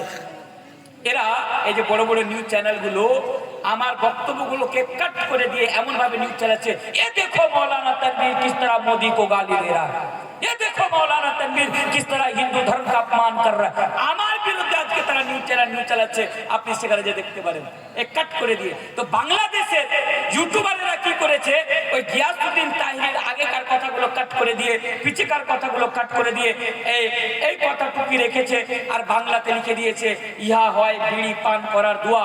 আরে বোকা, কোনদিন মাদ্রাসা যায়নি, কোনদিন মসজিদ পড়াশোনা যায়নি, কোনদিন কোরআন হাদিস স্কুলে দেখেনি, এ মনে করছে যাক আমি বিড়ি খাওয়ার দোয়া পেয়ে গেলাম, এবার তো কোনো মৌলভী সাহেব এই কথা বলতে পারবে না কি বিড়ি খাওয়া হারাম।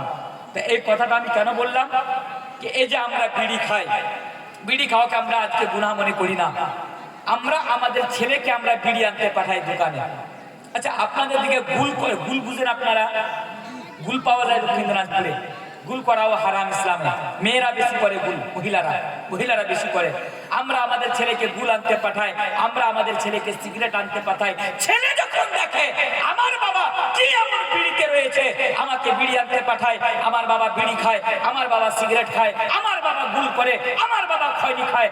একজন ছেলে প্রত্যেক দিন যখন তার বাবাকে এই জিনিসগুলো করতে দেখে, অটোমেটিকলি ছেলে তখন বিড়ি খেতে শিখে যায়, ছেলে তখন সিগারেট খেতে শিখে যায়। ওই জন্য আপনি দেখবেন कि যারা বিড়ি খায় তার ছেলে ইল্লা মাশাআল্লাহ এক দু को छोड़ करके ইল্লা মাশাআল্লাহ দেখবেন যার বাবা বিড়ি খায় তার ছেলে বিড়ি খায়। তা আপনি ছেলেকে কি আদর দিবেন, कि ছেলের সামনে আপনি কখনো বাজে জিনিস আপনি পান করবেন না, খারাপ জিনিস আপনি খাবেন না, বলুন ইনশাআল্লাহ। এবার আসেন, আপনার ছেলে আরেকটু বড় হলো, আমাদের দায়িত্ব আরেকটু বেড়ে গেল, আরেকটু আমাদের দায়িত্ব বেড়ে গেল। এবার আমাদের দায়িত্ব কি? এবার আমার ছেলে বড় হয়ে গেল, এবার সর্বপ্রথম আমার ছেলেকে আমাকে ঈমানের শিক্ষা দিতে হবে, ঈমানের শিক্ষা দিতে হবে। আমার ছেলেকে শিরকের ব্যাপারে আমার ছেলেকে বলতে হবে। যেমন কি হযরতে লুকমান আলাইহিস সালাতু ওয়াস সালামের, হযরতে লুকমান উনি কোনো নবী ছিলেন না, তারপরেও আল্লাহ তাবারক ওয়া তাআলা পবিত্র কোরআনের মধ্যে হযরতে লুকমানের ব্যাপারে একটি সূরা নাযিল করে দিয়েছেন হযরতে লুকমানের নামে। কি একজন বাবা হতে গেলে হযরতে লুকমানের মতো হতে হবে। একজন বাবা তার ছেলেকে আদর্শবান তৈরি করতে হলে, নিজের ছেলেকে সৎ তৈরি করতে হলে, নিজের ছেলেকে চরিত্রবান তৈরি করতে হলে, নিজের ছেলেকে আল্লাহওয়ালা তৈরি করতে হলে আমাদেরকে আপনাদেরকে হযরতে লুকমানের মতো বাবা হতে হবে। হযরতে লুকমান তার সন্তানকে শিক্ষা দিচ্ছে, হে আমার ছেলে, ইয়া বুনাইয়া, হে আমার ছেলে, ইন্না শিরকা লাযুলমুন আযীম, হে আমার ছেলে, শিরক হচ্ছে এই পৃথিবীর সবচেয়ে বড় গুনাহ। তুমি কোনদিন আল্লাহর সাথে শিরক করবে না, লা তুশরিক বিল্লাহ, তুমি আল্লাহর সাথে শিরক করবে না। এবার আমি আপনাকে বলি, আমার ছেলে শিরক করে, আমার মেয়ে শিরক করে। আপনার ছেলের বয়স আজকে 40 বছর, আপনার মেয়ের বয়স আজকে 30 বছর, আপনার বয়স আজকে 60 বছর বা 80 বছর। আপনি সত্যি করে আপনার বুকে হাত রেখে বলুন তো দেখি, আপনি কোনদিন আপনার ছেলেকে বা আপনার মেয়েকে আপনি এই শিক্ষা দিয়েছেন, এ আমার ছেলে, এ আমার মেয়ে, লা তুশরিক বিল্লাহ, তোমরা খবরদার এই পৃথিবীর বুকে যতদিন পর্যন্ত বেঁচে থাকবে তোমরা আল্লাহর সাথে কাউকে শরীক করবে না, অর্থাৎ তোমরা শিরক করবে না। একজন বাবা আমার সামনে দাঁড়িয়ে বলুন যে আপনি আপনার ছেলে মেয়েকে বা আপনি আপনার সন্তানকে শিক্ষা দিয়েছেন? আপনি শিক্ষা দেননি। আপনার ছেলেকে শিরকের ব্যাপারে শিরক থেকে আপনি নিষেধ করেননি, আপনি আপনার মেয়েকে নিষেধ করেননি। তার ফলে আজকে আমাদের ছেলেরা নেতাদের চক্করে পড়ে আজকে শিরক করে, আমাদের মেয়েরা আজকে শিক্ষা অর্জন করার নামে আজকে তারা শিরক করে। কেমন ভাবে শিরক করে তার অনেকগুলো উদাহরণ রয়েছে। আমি আপনাকে একটি উদাহরণ আমি আপনাকে দিই। এটি কোন মাস চলছে? কোন মাস? ইংরেজি মাস হচ্ছে ডিসেম্বর মাস। এবার মেন পয়েন্টগুলো আমি আপনার সামনে বলছি, আর একটু চোখ খুলে রেখে আপনারা শুনুন। কারণ আপনাদের দিকে কি আছে যে 11টার পরে নাকি লোকজন থাকে না। তবে আমি আপনাদের অনুরোধ করবো যে অন্তত আমি যতক্ষণ আছি আপনারা আমার সাথ দিবেন তো ইনশাআল্লাহ, তাহলে আমি সেভাবে আমার বিষয়টা ডিফাইন করব। তো এবার আসা যাক, কারণ আমি আগেই বলেছি বাংলা জানি না ভালো বলতে, তারপরেও কষ্ট করে আমি আপনাদের বাংলায় আলোচনা করছি যে এত দূর থেকে আমি আপনাদের এখানে এসেছি যাতে আপনারা আমার কাছ থেকে কিছু শিখে নিতে পারেন। মা বোন আপনারা, যেটা বলছিলাম, এটা হচ্ছে ডিসেম্বর মাসের আজকে 20 তারিখ, আর 5 দিন পরে 25 ডিসেম্বর, 25শে ডিসেম্বর একটা বড় দিন পালিত করা হয়। বড়দিন পালিত করা হয়। বড়দিন পালিত করা হয় মানে যারা খ্রিস্টান ইহুদি ওরা এই দিনটাকে ক্রিসমাস ডে বলে পালিত করে। ক্রিসমাস ডে, ক্রিসমাস ডে মানে কি? এর পিছনে তাদের কনসেপ্ট, তাদের আকীদা, তাদের ঈমান কি না, তো ক্রিসমাস ডে এর পিছনে তাদের কনসেপ্ট বা তাদের আকীদা হচ্ছে যে এই দিনে আল্লাহ তাআলা তার সন্তান ঈসাকে জন্ম দিয়েছে। সকলে পড়ুন আস্তাগফিরুল্লাহ, আস্তাগফিরুল্লাহ। তাহলে আমি আপনি মুসলমান, আমাদের ঈমান, আমাদের কনসেপ্ট কুল হুয়াল্লাহু আহাদ আল্লাহুস সামাদ লাম ইয়ালিদ ওয়া লাম ইউলাদ ওয়া লাম ইয়াকুল লাহু কুফুয়ান আহাদ। আমাদের কনসেপ্ট, আমাদের ঈমান আল্লাহ এক, আল্লাহর কোনো সাথী নাই, আল্লাহর কোনো মা নাই, আল্লাহর কোনো বাবা নাই, আল্লাহর কোনো সন্তান নাই।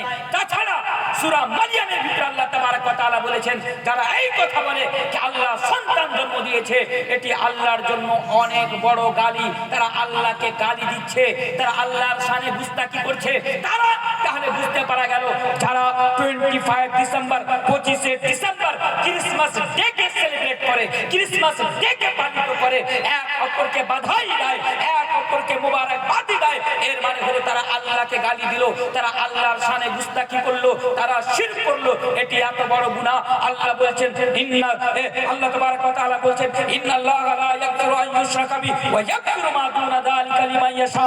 আল্লাহ তাবারক ওয়া তাআলা অন্য গুনাহ তো ক্ষমা করে দিবেন, কিন্তু এই পৃথিবীর বুকে, এই বিশ্বের বুকে শিরক এত মারাত্মক গুনাহ যে আল্লাহ তাবারক ওয়া তাআলা শিরককে ক্ষমা করবেন না। তাহলে এই বাবা, এই মা, আমি আপনাকে বলি, আপনি তো মুসলমান, আপনি তো মুসলমান, আপনার ঈমান তো এক, আল্লাহ এক, অদ্বিতীয়, আল্লাহর কোনো সাথী নাই। তাহলে আপনার ছেলে, আপনার মেয়ে আজকে 25 ডিসেম্বরে কি করে বন্ধুদের সাথে পার্টি করতে পারে, কি করে বন্ধুদের সাথে পিকনিকে যেতে পারে, কি করে তার স্কুলে, তার কলেজের প্রোগ্রামে যেতে পারে, কি করে তার মিষ্টি খেতে পারে, কি করে ফেসবুকের মাধ্যমে তারা এক অপরকে তার মোবারকবাদ, হ্যাপি ক্রিসমাস ডে স্ট্যাটাস লাগাতে পারে, হ্যাপি ক্রিসমাস ডে কে পোস্ট করতে পারে। আপনার ছেলে, আপনার মেয়ে মুসলমান ঘরে জন্ম নিয়ে, মুসলমানের ছেলে হয়ে, মুসলমানের মেয়ে হয়ে এই দিনটির ব্যাপারে কি করে পালিত করতে পারে, এটা আমাকে আপনাকে ভাবতে হবে। কেন করছে? কারণ আপনি আপনার মেয়েকে বা আপনি আপনার ছেলেকে এই শিরকের ব্যাপারে আপনি তাকে জ্ঞান দেননি, তার আপনি তারবিয়াত করেননি, তার আপনি পারওয়ারিশ করেননি। আমাকে দেখুন, আমি একজন মুসলমান, আমি এই কথা বলছি না যে আমি আমার দ্বারা দিয়ে গুনাহ হয় না। ভালো করে শুনুন, আমি আপনার সামনে কাঠিয়ার থেকে বক্তব্য রাখতে এসেছি, আমি আপনাকে বাস্তবে এই কথা বলে যাচ্ছি। এটা কথা বলার পিছনে এর মানে এটা নয় যে আমার দ্বারা দিয়ে গুনাহ হয় না। আমি একবারে খুব মুত্তাকি, খুব পরেজগার আমি ছেলে, জিনা আমার দ্বারা দিয়েও গুনাহ হয়। তবে আমি আপনাকে আল্লাহকে সাক্ষী রেখে আমি বলছি, আমি আজ পর্যন্ত কোনোদিন শিরক করিনি, বা যতদিন এই পৃথিবীতে বেঁচে থাকবো আমি শিরক করবো না ইনশাআল্লাহ। কেন? কারণ আমার মা আমার শিক্ষা অর্জন করার পূর্বে এই শিক্ষা আমাকে দিয়েছে, এই শিক্ষা আমাকে দিয়েছে, আমার আজও মনে আছে। আমার মা আমাকে আমার শিক্ষা অর্জন করার পূর্বে আমাকে শিক্ষা দিয়েছিল যে আমার ছেলে এ তানভীর এই পৃথিবীর বুকে যতদিন বেঁচে থাকবে হয়ে শুধু একমাত্র আল্লাহর সামনে মাথা নত করবে, আল্লাহ ছাড়া কাউরি সামনে মাথা নত করবে না, আল্লাহ ছাড়া কাউরি কাছে হেল্প চাইবে না, আল্লাহ ছাড়া কাউরি কাছে যে তুমি কাউরি ইবাদত করবে না, এই শিক্ষা আমার মা আমাকে দিয়েছে এই ভারতবর্ষের মাটিতে। আমি আজ ওই আলোচনাগুলো আমি আপনাদের সামনে করব না। কেন করব না? এই যে আমি আজকে যদি ওদের ব্যাপারে কোনো কথা বলি, হতে পারে আগামী কালকে আমাকে অ্যারেস্ট করে নেওয়া হবে, কারণ বারবার ওয়ার্নিং এর পরে আমি আপনাদের এখানে এসেছি। আপনি জানেন আমাদের ভারতবর্ষের মাটিতে কতগুলো জায়গা আছে যে আমাকে ব্যান করে দেওয়া হয়েছে, ওখানে আমার প্রোগ্রামের জন্য আমাকে পারমিশন দেওয়া হয় না। কেন পারমিশন দেওয়া হয় না? কারণ আমি হক কথা বলি, ওই জন্য আমি তাদের কথা তুলে ধরি, ওই জন্য। তারপরেও আজকে আমি আপনাদের সামনে একটি কথা আমি বলে যাচ্ছি, এই শিরকের ব্যাপারে যখন কথা আসলো, এই জন্য হুঁশিয়ার, খুব ভালোভাবে এই কথাটা শুনবেন। আমাদের ভারতবর্ষের মাটিতে, এই ভারতবর্ষের মাটিতে যেখানে আমরা জন্ম নিয়েছি, যে দেশকে আমরা ভালোবাসি, যে দেশের আজাদির জন্য আমাদের পূর্বপুরুষেরা যারা লাখো লাখো তাদাদে যারা কুরবানি দিয়েছে, আজকে তারা আমাদেরকে বলে, আমাদেরকে হুমকি দেয় যে ভারতবর্ষে থাকতে হলে আমরা অমুকের সামনে মাথা নত করতে তোমাদেরকে বাধ্য করে দেবো, অমুকের সামনে অমুকের সামনে মাথা নত না করলে তোমাদেরকে ভারতবর্ষে থাকতে দেওয়া হবে না। আমি তাদেরকেও বলে যেতে চাই যে শুনো, दिनाजपुर की सरजमीन पर ये बात कहकर जा रहा है, আমি আলা লেলা এই কথা বলে যাচ্ছি যে আমি একজন মুসলিম হিসাবে মুসলমানের ঘরে জন্ম নিয়েছি, আল্লাহ এবং আল্লাহর রাসূলের প্রতি ঈমান নিয়ে এসেছি বলে উঁচু আওয়াজে এই কথা বলে যাচ্ছি যে আমার গলাতে যদি তলোয়ার রেখে দেওয়া হয়, আমার মাথার উপরে যদি তলোয়ার রেখে দেওয়া হয়, আর আমাকে বলা হয় তুমি শিরক করো, আল্লাহর কসম খেয়ে বলে যাচ্ছি, আল্লাহর কসম খেয়ে বলে যাচ্ছি, আমি আমার মাথা কাটিয়ে দেবো, আমি আমার গর্দান কাটিয়ে দেবো, কিন্তু আমি আল্লাহর সাথে কাউকে শিরক করব না, আল্লাহর সাথে কাউকে শরীক করব না।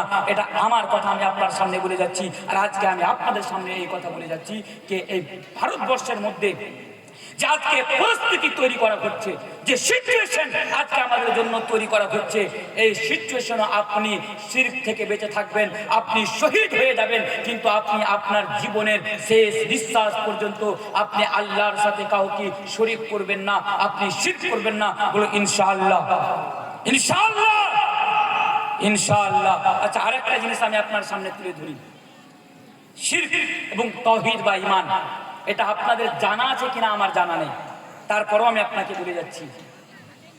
ফিতনায়ে ইরতিদাদ কাকে বলা হয় আপনারা কেউ জানেন? কারণ এই বিষয়গুলো নিয়ে আপনাদের দক্ষিণ দিনাজপুরের মাটিতে জলসাতে খুবই কমই আলোচনা করা হয়, এই জন্য আপনাদের এই বিষয়গুলোর উপরে কোনো ধারণাই নেই। কারণ আমি এটাও আপনাদের সামনে আজকে বলে যাচ্ছি, দক্ষিণ দিনাজপুরের মাটিতে যে জলসা হয়, এই দক্ষিণ দিনাজপুরের লোকেরা প্রত্যেকটা মানুষ এমন, আমি এই কথা বলছিলাম, আমাকে ক্ষমা করবেন, আমি প্রায় মানুষের আমি এই জিনিসটা আমি অনুভব করেছি। কারণ দক্ষিণ দিনাজপুরে আমি এর পূর্বেও অনেকবার এসেছি। আমি আপনাদের কি বেতার এগুলো এলাকা, পালিগাঁও, মহিপাল, এক জায়গাতে আমি 4 বার, একই জায়গাতে মহিপাল মাদ্রাসায় আমি 4 বার এসেছি। আমি আমিনপুর, নূরপুর, যাদবপুর, কয়েকবার করে আমি ওই এলাকাগুলোতে বারবার আমি এসেছি। এই ইদানিং 5 বছর পর থেকে নিয়ে আর এদিকে আসার সুযোগ হয় না, কারণ প্রায় বাইরে প্রোগ্রামে থাকতে হয়, তো সময় পাই না এদিকে আসার জন্য, একটা বা দুটো প্রোগ্রামের জন্য। তো যাই হোক, এই জন্য আমি এই কথাটা আমি আপনাদের সামনে বলে যাচ্ছি, এই দক্ষিণ দিনাজপুরের মাটিতে এই যে আপনাদের যা মেন্টালিটি, আমাদের কাছে ইসলামিক শিক্ষার অভাব, আর দ্বিতীয় নম্বর কথা হচ্ছে আমরা জলসাতে আসলে আগে আমরা দেখি যে বক্তা সুর করে কথা বলে কি বলে না, এক। দ্বিতীয় নম্বর কথা আমরা দেখি বক্তা গজল বলতে পারে কি পারে না। যদি সুর করে কথা বলে, আওয়াজ মিষ্টি হয়, দারুণ বক্তা, এই বক্তার কোনো বিকল্পই নেই। সে কোরআন হাদিসের কথা বলুক বা না বলুক, 1 ঘন্টা বক্তব্য দিতে গিয়ে 14টি গাজাল পড়ে আমাদেরকে ভালো লাগে, বাহ বক্তা সাহেব 14টি গাজাল পড়লো, শুনে মন ভরে গেল, কলিজা ভরে গেল। এই জন্য আজকে আপনাদের এই পরিণতি, এই জন্য আজকে আপনাদের এই অবস্থা যে আপনারা এখন পর্যন্ত কোরআন এবং হাদিসকে আপনারা মূল্যায়ন করতে পারেননি, এবং যেগুলো মেন বিষয়, ওই বিষয়গুলো সম্পর্কে আপনারা এখনো জানতে পারেননি। একজনও জানা আছে ফিতনায়ে ইরতিদাদ কাকে বলা হয়? আপনি বাড়িতে বসে আছেন, আপনার জানাই নাই আজকে কি হচ্ছে। এই বর্তমান ভারতবর্ষের মাটির কথা আমি আপনার সামনে বলে যাচ্ছি। কিছুদিন পূর্বের ডেটা, আজকে আমরা কি ফেসবুকে আমরা দেখি, হ্যাঁ অমুক জায়গাতে ইসলাম কবুল করে নিল, অমুক জায়গাতে ইসলাম কবুল করে নিল, অমুক জায়গাতে ইসলাম কবুল করে নিল। কিন্তু আপনার এটা ধারণা আছে যে এই বর্তমান সময়ে 8 লক্ষরও অধিক, 8 লক্ষরও বেশি আমাদের ঘরের ছেলেরা, আমাদের ঘরের মেয়েরা মুরতাদ হয়ে গিয়েছে। মুরতাদ, মুরতাদ মানে ইসলাম ধর্মকে ত্যাগ করে দিয়ে, ঈমানকে বিক্রি করে দিয়ে, ঈমানের জানাজাকে বিক্রি করে দিয়ে আজকে অন্য ধর্মের মধ্যে তারা চলে গিয়েছে। আপনি সাউথের মধ্যে যান, এই ফিতনা বেশি রয়েছে। গুজরাটে যান, এই ফিতনা আপনি পেয়ে যাবেন। আপনি উত্তরপ্রদেশে যান, এই ফিতনা আপনি পেয়ে যাবেন। শত শত তাদাদে আমাদের ঘরের ছেলেরা, আমাদের ঘরের মেয়েরা আজকে মুরতাদ হয়ে যাচ্ছে। কিছুদিন পূর্বেকার ঘটনা, ওয়েস্ট বেঙ্গলের ঘটনা। একজন মেয়ে নার্সিং করার জন্য ব্যাঙ্গালোরে গিয়েছিল। ব্যাঙ্গালোরে করতে যায় একটা বেধর্মী ছেলের ভালোবাসায় পড়ে যায়, আর বেধর্মী ছেলের ভালোবাসায় পড়ে গিয়ে ইসলাম ধর্মকে ত্যাগ করে দিয়ে তাদের ধর্ম অনুযায়ী বিবাহ করে আজকে অন্য ধর্মের মধ্যে চলে গিয়েছে। এটা আমাদের জন্য আফসোসজনক কথা নয়? এটা আমাদের জন্য আফসোস নয়? যখন সোশ্যাল মিডিয়ায় এমন কোন ভিডিও দেখি, আমাদের বাড়ির মেয়ে, আমাদের বাড়ির ছেলেরা ইসলাম ধর্মকে ত্যাগ করে দিয়ে অন্য ধর্মের মধ্যে চলে যাচ্ছে, মনে হচ্ছে কোই কলিজে পর ছুরি সে ওয়ার কর রহা হ্যায়, এমনটা মনে হয়। খুন কা আঁসু রোনে কা দিল করতা হ্যায়। আজকে আমাদের ঘরের ছেলে মেয়েরা আজকে অন্য ধর্মের মধ্যে চলে যেতে হচ্ছে। আমাদেরকে এই পেগাম দিতে হচ্ছে কি ইসলাম ধর্মকে তোমরা ছেড়ে যেও না। ইন্না দীনা ইনদাল্লাহিল ইসলাম, ইসলাম হচ্ছে সবচেয়ে বড় ধর্ম। ইসলাম হচ্ছে সবচেয়ে ভালো এবং আল্লাহর কাছে কাবিল কবুল ধর্ম। এটা আমাদেরকে আজ শিক্ষা দিতে হচ্ছে। কেন আমাদের ছেলে মেয়েরা আজকে বেধর্মী হচ্ছে? কেন ঈমানকে বিক্রি করে অন্য ধর্মের মধ্যে যাচ্ছে? কেন? এজন্য কারণ তার কাছে তার হতভাগা সেই ছেলে যে তার বাড়িতে আমার মতো, আপনার মতো বাবা আর আপনাদের মতো তার বাড়িতে মা রয়েছে বলে আজকে তাদের এই পরিণতি। কেন? তাকে ঈমানের ব্যাপারে আপনি শিক্ষা দিতে পারেননি। আপনার মেয়েকে আপনি কোনোদিন শিক্ষা দিয়েছেন? হে আমার মেয়ে, খবরদার, এই দুনিয়াতে যতদিন বেঁচে থাকবে তুমি ইর্তেদাদের রাস্তাকে তুমি আপন করবে না, তুমি মুরতাদ হবে না। এই শিক্ষা আপনি কোনোদিন দিয়েছেন? ওয়া মান ইয়ারতাদিন মিনকুম আন দীনিহি ফায়ামুত ওয়া হুয়া কাফিরুন ফাউলাইকা হাবিতাত আমালুহুম ফিদ দুনিয়া ওয়াল আখিরাহ। কোনোদিন তাকে বলেছেন যে কেউ যদি ঈমানকে ছেড়ে অন্য ধর্মের মধ্যে চলে যায় তাহলে এটা কত বড় গুনাহ? আজকে আমরা কি মনে করি? ছেলেকে আমরা এমএ পাস করিয়ে দিলাম, বাহ আমি খুব ভালো কাজ করে দিলাম। আমার ছেলে ডক্টর, আমি খুব ভালো কাজ করে দিলাম। আমার মেয়ে আজকে নার্সিং করে আজকে নার্স হয়ে গিয়েছে, সরকারি চাকরি পেয়ে গিয়েছে, আমি বাবা হিসাবে আমি সফল, আমি বাবা হিসাবে অনেক বড় কাজ করে দিলাম। ঠিক আছে, আপনি আপনার ছেলেকে ডক্টর বানান, ইঞ্জিনিয়ার বানান, আপনার মেয়েকে আপনি ডক্টর বানান, ইসলাম তো নিষেধ করে না। কিন্তু আমরা মনে করি ডক্টর আমি সাকসেসফুল বাবা, ডক্টর মেয়ে ডক্টর আমি সাকসেসফুল বাবা। আপনাকে এটা ভাবা দরকার। আপনার ছেলে আজকে হয়তো এমএ পাস, আপনার মেয়ে এমএ পাস। আপনি আপনার মেয়েকে জিজ্ঞাসা করুন যে তুমি উজু করার পরে দোয়াটা জানো? ও উজু করার পরে দোয়াটা জানে না। কেন? আপনি তাকে শিক্ষা দেননি। আমি আপনাকে বলে যাচ্ছি, আমার কথা আপনাকে খারাপ লাগতে পারে, আমি আপনাকে দুঃখ দেওয়ার জন্য আমি এই কথা বলছি না, আমি আপনাকে টার্গেট করে এই কথা বলছি না। আজকে আমি আমার দর্দ আমি আপনাদের সামনে বয়ান করছি যে আপনি কেমন বাবা, আপনি কেমন ছেলে, কে আপনি কেমন বাবা কেমন মা, কে আপনি আপনার দায়িত্বই বুঝতে পারেননি। আমি আপনাকে আজকে একটা জিনিস বুঝিয়ে যাচ্ছি। আপনার মেয়ে ইংলিশে কথা বলতে পারে, ভালো করে শুনবেন। আপনার মেয়ে ইংলিশে কথা বলতে পারে, আপনার ছেলে ইংলিশে কথা বলতে পারে, আলহামদুলিল্লাহ, ভালো কথা। প্রয়োজন রয়েছে, প্রয়োজন রয়েছে, তাকে শিক্ষা দেন, নিষেধ করছি না, আমার কথা ভুল ব্যাখ্যা বের করবেন না। আপনার মেয়ে প্রত্যেকটা সাবজেক্টের উপরে ভালো, ম্যাথামেটিক্স, সায়েন্স, ইংলিশ, বাংলা, সবকিছু সাবজেক্ট আপনার মেয়ে পড়ে, বুঝে এবং জানে। কিন্তু আপনার মেয়ে আজকে 20 বছর হয়ে গেল, আপনার মেয়ে কোরআনটা দেখি, আপনার মেয়ে এই কোরআনের সূরা ফাতিহাতে জানে না। এটা আপনি কোনোদিন ভেবে দেখেছেন? কোনোদিন আপনি একজন বাবা হিসাবে ভেবেছেন? আপনার কি একটু খারাপ লাগে না? ঠিক আছে, আমি কোরআন পড়তে শিখতে পারিনি, আমি কোরআন পড়তে জানি না, এটা আমার বাবা মা আমাকে সে সুযোগ করে দেয়নি বা আমি সে সুযোগ করতে পারিনি। কিন্তু আপনি কেমন বাবা যে আপনার ছেলে আজকে 30-40 বছর হয়ে গেল আর আপনার ছেলে আজকে কোরআন পড়তে জানলো না? কেন জানলো না? কেন? কেন আপনার মেয়ে আজকে কোরআন পড়তে পারে না? কেন আপনার মেয়ে আজকে নামাজের দোয়া জানে না? কেন জানে না? কেন আপনার মেয়ে আজকে কলেজে গেলে, আপনার মেয়ে আজকে ইউনিভার্সিটিতে গেলে আপনার মেয়ে পর্দা করে না? কেন করে না? কারণ আপনি বাবা সফল হতে পারেননি, আপনি আপনার দায়িত্ব পালন করতে পারেননি, আপনি আপনার দায়িত্ব পালন করতে। কেন আপনার মেয়ে আজকে কাউকে ভালোবেসে বাড়ি থেকে পালিয়ে যাচ্ছে? কেন? কারণ আপনি বাবা বিফল, আপনি আপনার দায়িত্ব পালন করতে পারেননি। এটা আপনাকে ভাবনা চিন্তা করার বিষয়, এটা আপনাকে ভাবতে হবে। একজন বাবা হিসাবে আমাদের কি দায়িত্ব, একজন বাবা হিসাবে আমাদের কি রেসপন্সিবিলিটি, আমাদেরকে ভাবতে হবে। আল্লাহু আকবার। আমাকে আরেকটা উদাহরণ আমার মনে পড়ে গেল আমার মাকে নিয়ে। একবার আজ থেকে প্রায় 3 বছর আগে আপনারা নূপুর শর্মার নাম শুনেছিলেন? নূপুর শর্মা, আমি উদাহরণ তারবিয়াত কাকে বলে আমি আপনাকে একটা জিনিস দেখাচ্ছি এখান থেকে। ওই নূপুর শর্মার ব্যাপারে আমি বক্তব্য দিয়েছিলাম, মানে আমি উত্তর দিয়েছিলাম তাকে নূপুর শর্মার ব্যাপারে। উনি আমার রাসূলের ব্যাপারে বিরুদ্ধে কথা বলেছিলেন, আপনারা এখনো রয়েছে, আপনারা সোশ্যাল মিডিয়ায় যে দেখতে পারেন। আমি যখন ওই আলোচনা রাখলাম, আমাকে জানে মারার হুমকি দেওয়া হলো। আমার বাড়ি থেকে বের হওয়া আমার জন্য মুশকিল হয়ে গিয়েছিল।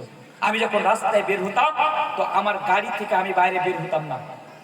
যেখানে বাড়ি থেকে বের হতাম, যেখানে প্রোগ্রাম, আমি সেখানে গিয়ে নেমে যেতাম। কেন? এমন একটা সিচুয়েশন তৈরি হয়ে গিয়েছিল, সবাই দেখতে পারেন সোশ্যাল মিডিয়ায় রয়েছে। তারপরে অনেকগুলো প্রোগ্রাম আমি ক্যান্সেল করে দিয়েছিলাম, আমি প্রোগ্রামে যাচ্ছিলাম না। আমার মা একদিন আমার রুমে আসলো। আমার মা আমার রুমে আসার পরে আমার এই জায়গাতে হাত দিল। হাত দিয়ে আমার মা আমাকে বলছে, বাবা, আল্লাহ তোমার কাছে দিনের খিদমত নিচ্ছে, আল্লাহ তোমার কাছে দিনের খিদমত নিচ্ছে। বাবা, তুমি এইভাবে ভেঙে পড়ো না। আমার মা আমাকে শিক্ষা দিচ্ছে, বাবা, আল্লাহ যদি কাউরি হেফাজত করতে চায়, তাহলে সারা বিশ্বের মানুষ যদি এক হয়ে যায়, তাহলে ওই মানুষের ক্ষতি করতে পারে না। এই শিক্ষা আমাকে মা দিচ্ছেন। বাবা, তুমি দিনের খিদমত করো, তুমি দিনের জন্য আগে বাড়ো, তুমি হক কথা মানুষের সামনে বলো। এর জন্য তোমাকে যদি শহীদ হয়ে যেতে হয়, তুমি শহীদ হয়ে যাও। আমি একজন শহীদের মা হিসাবে নিজেকে গর্বিত মনে করব।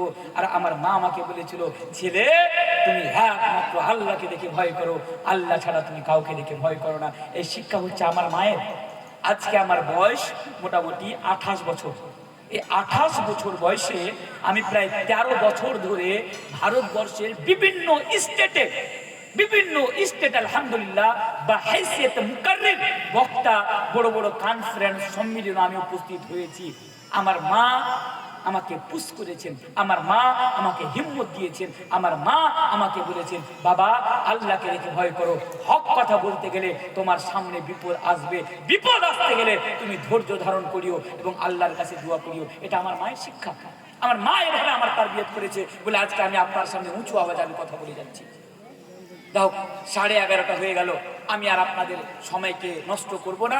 মা বোন, আর কিছুক্ষণ 15-20 মিনিট আপনারা আর ধৈর্য ধরুন। ইনশাআল্লাহ আমরা একসাথে এখান থেকে দোয়া করে বের হবে ইনশাআল্লাহ। কারণ ঠান্ডাও বাড়ছে, আমাকেও আবার এখান থেকে বের হতে হবে। তো আমি যেটা বলছিলাম, আপনার ছেলেকে আপনি ইমানের ব্যাপারে শিক্ষা দেন যে ইমান কত গুরুত্বপূর্ণ জিনিস। হযরত সুমাইয়ার, আপনার মেয়েকে হযরত সুমাইয়ার মতো নারীর ঘটনা আপনি আপনার মেয়েকে বলুন। আরে আপনার মেয়ে আজকে মোবাইলে ওই নায়িকাদের ভিডিও দেখে দেখে তাদেরকে রোল মডেল মনে করে নিয়েছে। মাশাআল্লাহ, ইয়া আর শুকুর মোহাম্মদ দুজনে 1000 করে 2000 টাকা দান করেছেন আমাকে।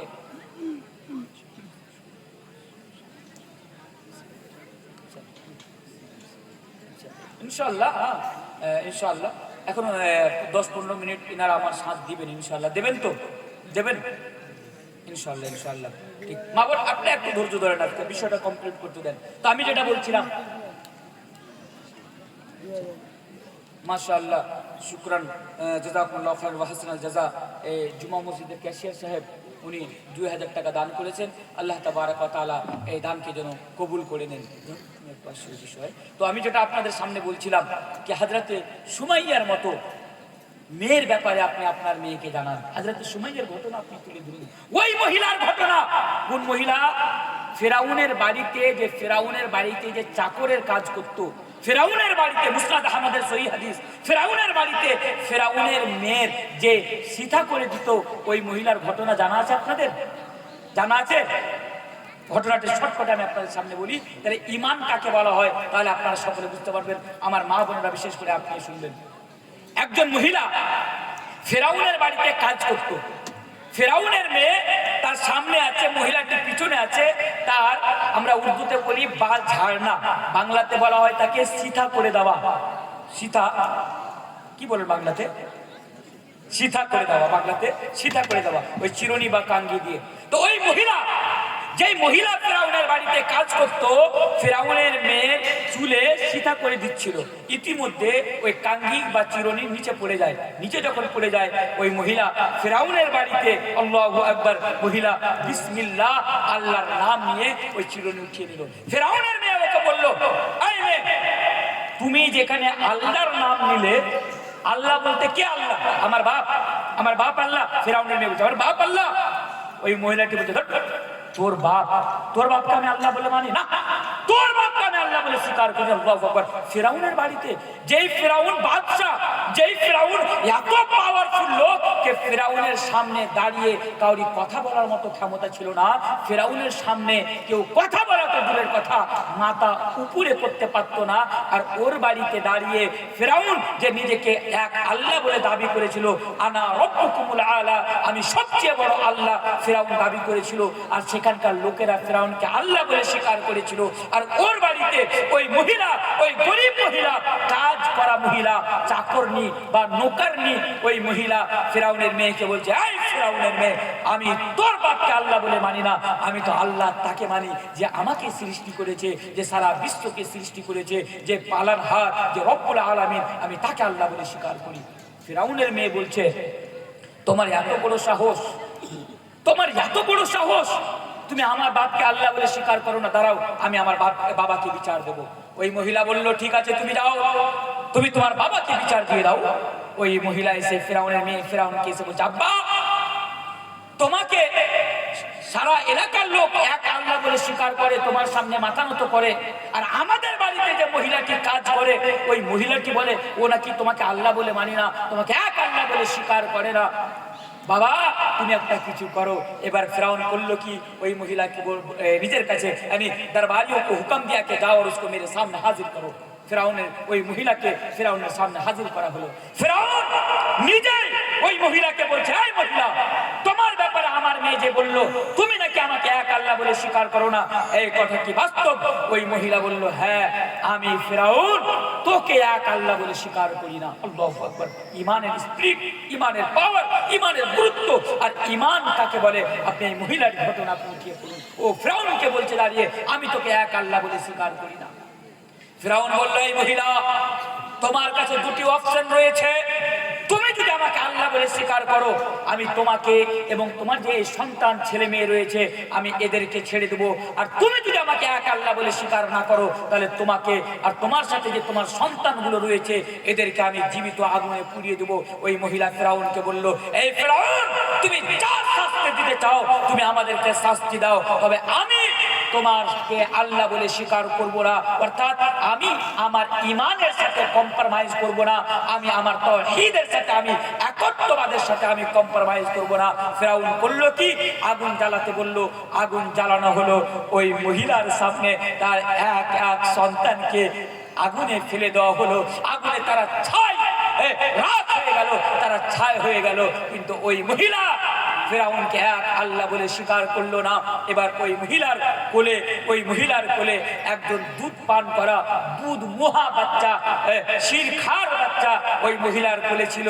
ওই মহিলা এবার ওই ছোট বাচ্চাকে নিয়ে একটু সংকোচ করছিল, আমি তো আগুনে পুড়ে যাব, আমি তো আগুনে লাফ দিয়ে দিব, কিন্তু আমার দুধ পান করা বাচ্চাকে আমি কি করে আগুনে নিয়ে ঝাঁপ দেব।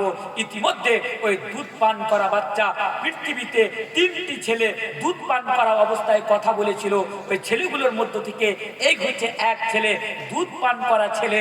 অথচ আল্লাহ তাবারক ওয়া তাআলা তাকে কুওয়াতে গোয়াই কথা বলার ক্ষমতা দান করছেন। এবং ওই ছেলে তার মাকে বলছে, মা, তুমি কি চিন্তা করছো, মা তুমি কি ভাবছো, তুমি আমাকে নিয়ে আগুনে ঝাঁপ দিয়ে দাও, তুমি আমাকে নিয়ে আগুনে কুদে যাও। আখিরাতের আল্লাহর জাহান্নামের আগুনের চেয়ে দুনিয়ার আগুন অনেকটা হালকা। এবার ওই মহিলা তার দুধ পান করা বাচ্চাকে নিয়ে ফিরাউনের আগুনে ঝাঁপ দিয়ে তারা শহীদ হয়ে যাচ্ছে, তারা কুরবানি দিয়ে দিচ্ছে।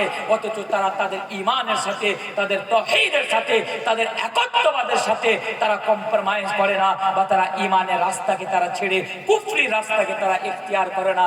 একেই বলা হয় ঈমান, একেই বলা হয় ঈমান। এই ঈমানের আজকে আমাদের কাছে প্রয়োজন রয়েছে। তাই ছেলে থেকে নিয়ে মেয়ে থেকে নিয়ে যতজন লোক এখানে আমরা রয়েছি, আজকে আমরা প্রত্যেকে আজকে আমরা আহাদ করি, আমরা প্রতিজ্ঞা করি যে আল্লাহ আমরা এই পৃথিবীর বুকে যতদিন বেঁচে থাকবো, তোমার ঈমানের সহিত বেঁচে থাকবো, তুমি আমাদের এই দোয়াকে কবুল করে নাও, বলুন আমিন আমিন। আচ্ছা, শেষের বেলা আরেকটা জিনিস আমি আপনাকে বলে দিই। ওই হযরতে লুকমান তার ছেলেকে আরেকটা শিক্ষা দিয়েছিল। সেই শিক্ষা ছিল কি? তো হযরতে লুকমান তার ছেলেকে শিক্ষা দিয়েছিল, ইয়া বুনাইয়া, এ আমার ছেলে, ইন্নাহা ইন তাকু মিসকাল হাববাতিন মিন খারদালিন ফাতাকুন ফি সাখরাতিন আও ফিস সামাওয়াতি আও ফিল আরদি ইয়াতি বিহাল্লাহ। এটা আমার লাস্ট পেগাম বা এটা আমার লাস্ট মেসেজ। আল্লাহ তাবারক ওয়া তাআলা বলেছিলেন, হযরত লুকমান বলেছিলেন, ইয়া বুনাইয়া ইন্নাহা ইন তাকু মিসকাল হাববাতিন মিন খারদালিন ফাতাকুন ফি সাখরাতিন আও ফিস সামাওয়াতি আও ফিল আরদি ইয়াতি বিহাল্লাহ।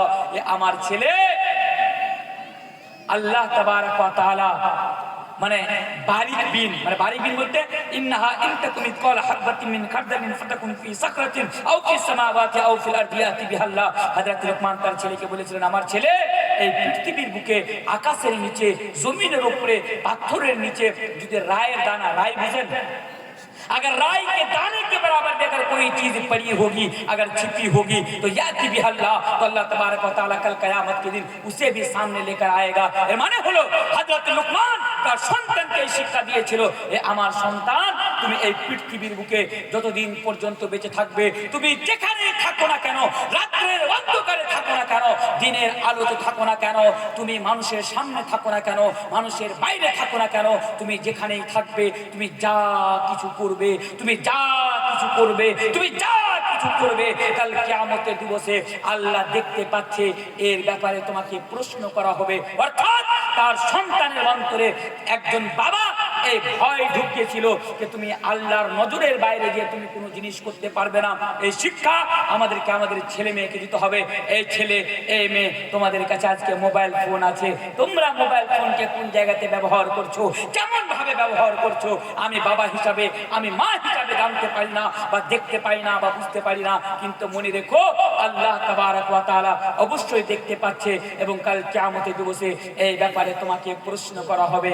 এই শিক্ষা, এই আল্লাহর ভয়, এই আল্লাহর তাকওয়া আপনি আপনার ছেলে বা আপনি আপনার মেয়ের অন্তরে আপনি তৈরি করে দিন, তখন আপনার ছেলে বা আপনার মেয়ে যখন ছোট থাকবে। এবার আসেন বক্তব্য শেষ করার শেষে আরেকটা যেটা জিনিস আমি আপনার সামনে বলবো, আমি বাবা, আপনি বাবা, আমি গার্জেন, আপনি গার্জেন, আপনি মা, আপনি গার্জেন। মনে রাখবেন, আমি যতগুলো কথা বললাম এগুলো আমি আপনার বাবা হিসাবে সন্তানের প্রতি কি দায়িত্ব, কি কর্তব্য, আমি আপনার সামনে রেফারেন্স সহকারে কোরআন এবং হাদিসকে সামনে রেখে আমি আপনার সামনে আলোচনা রেখে দিলাম।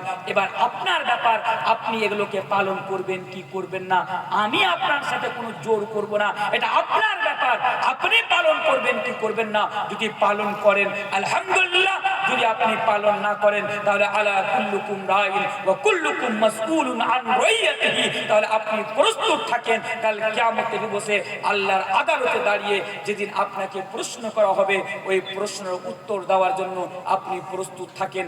এই মেসেজ দিয়ে আজকের মতো আমি আপনাদের এখান থেকে বিদায় নিব। তার পূর্বে এখনো শেষ করিনি, কয়েকটি কথা আমি আপনাদের সামনে বলে দিতে চাই।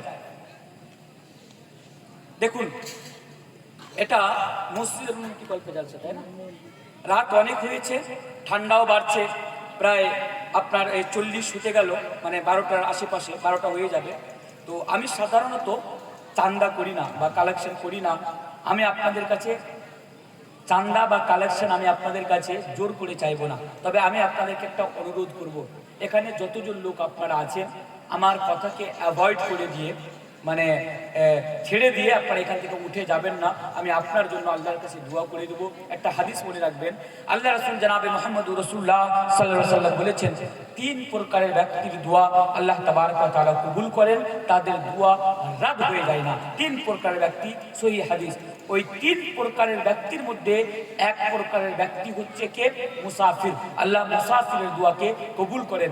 আমি বহুদূর থেকে বহু কষ্ট করে আমি আপনাদের এখানে এসেছি, একজন মুসাফির হিসাবে আমি আপনার জন্য অবশ্যই দোয়া করে দেব। আমার পূর্বে যে বক্তা সাহেব ছিলেন উনি বক্তব্যের সাথে সাথে আপনাদের কাছে অবশ্যই কালেকশন করেছেন। আপনারা 10,000 20,000 আমি শুনতে পেয়েছি আপনারা দিয়েছেন। এবার শেষের বেলা আমি আপনার কাছে 10,000 20,000 বা 30,000 আমি আপনার কাছে চাইবো না। বাস এই মসজিদের জন্য, এই বর্তমান সময়ে মসজিদের কি ফজিলত, দান দিলে কি ফজিলত, এগুলো আমাদের সবাই জানা আছে। যে আমরা যদি আল্লাহর জন্য ঘর নির্মাণ করি, মান বানা লিল্লাহি মসজিদান বানাল্লাহু লাহু বাইতান ফিল জান্নাহ, তাহলে আল্লাহ তাবারক ওয়া তাআলা আমাদের জন্য জান্নাতে ঘর নির্মাণ করবেন। এই কথা কার? এই কথা আল্লাহর রাসূলের কথা, আমার মতো কোনো মুলবির কথা নয়। আর বিশ্বাস রাখুন, সারা পৃথিবীর বুকে যতগুলো লোক রয়েছে এদের কথা মিথ্যে হতে পারে, বাট আমার রাসূলের একটি বাক্য মিথ্যে হতে, একটি বাক্য আমার রাসূলের মিথ্যে হতে পারে না। আর এই কথা আমার রাসূল বলেছেন। তো যাই হোক, শেষের বেলা আমি আপনাদেরকে একটা অনুরোধ করব যে আপনারা এক বোরা সিমেন্টের দাম কত? মোটামুটি 400 টাকা। দেখুন কত টাকা আমাদের কত জায়গাতে খরচ হয়ে যাচ্ছে। আমি আপনাদের কাছে টাকা চাইবো না আজকে। মা বোন আমার, আপনারা একটু ধৈর্য ধরুন। অনেক রাত পর্যন্ত আপনারা ধৈর্য ধরলেন, আমি বুঝতে পেরেছি যে রাত অনেক হয়েছে। আমিও ছাড়তে চাইছি, কারণ এরকম পরিস্থিতিতে আমি বক্তব্য রেখে অভ্যস্ত নয়। তারপরেও আমি আপনাদের সামনে আলোচনা রাখছি। তো আমি আপনাদের কাছে, আপনি আজকে পারবেন না? জি মাশাআল্লাহ, আমার একজন ভাইজান উনি এক বোরা সিমেন্ট দিয়েছেন। আমি আপনার কাছে জোর করব না। কাল কিয়ামতের দিবসে যখন আল্লাহ তাবারক ওয়া তাআলা আপনাদের প্রশ্ন করবেন, এই বান্দা তুমি আমার জন্য কি করেছো বলো, আপনি বলবেন আল্লাহ হয়তো আমি বেশি কিছু করতে পারিনি, বেশি নামাজ পড়তে পারিনি, রোজা রাখতে পারিনি, কিন্তু আল্লাহ তোমার ঘর নির্মাণ করার জন্য জলসা হচ্ছিল। আল্লাহ আমি গরিব মানুষ ছিলাম, আল্লাহ আমি এক বোরা সিমেন্ট দান করেছিলাম। হতে পারে এটাই আপনার জান্নাতের জারিয়া হয়ে যেতে পারে। মাশাআল্লাহ, আমার আরেকজন ভাই 500 টাকা দান করেছেন, মানে আরেক বোরা সিমেন্টের জন্য। আমি আপনাদের কাছে অনুরোধ করব, আপনারা কেউ অ্যাভয়েড করে চলে যাবেন না। বিশ্বাস রাখুন, হয়তো আমি আপনাকে দেখতে পাচ্ছি না, বাট আল্লাহ তাবারক ওয়া তাআলা অবশ্যই আপনাকে দেখতে পাচ্ছেন। আপনি আজকে পারবেন না, 2 দিন পরে দিবেন, 2 দিন পরে পারবেন না, আপনি 10 দিন পরে দিবেন, 10 দিন পরেও পারবেন না। মাত্র 400 টাকা আপনি 15 দিন পরে, 1 মাস পরে আপনি দিয়ে দেবেন। মাত্র 400 টাকা। আমি এক বোরা করে আপনাদের কাছে সিমেন্ট চেয়েছি, আপনারা সিমেন্ট দিয়ে আপনার জন্য, ছেলের জন্য, মায়ের জন্য, যারা কবরবাসী হয়ে গেছেন তিনাদের জন্য আপনারা দোয়া চেয়ে বা দোয়া করে আপনারা এখান থেকে যাবেন। এটা আপনাদের কাছে আমার অনুরোধ। মা বোনদের উদ্দেশ্যে বলবো, মা বোন আমার একটা চাদর,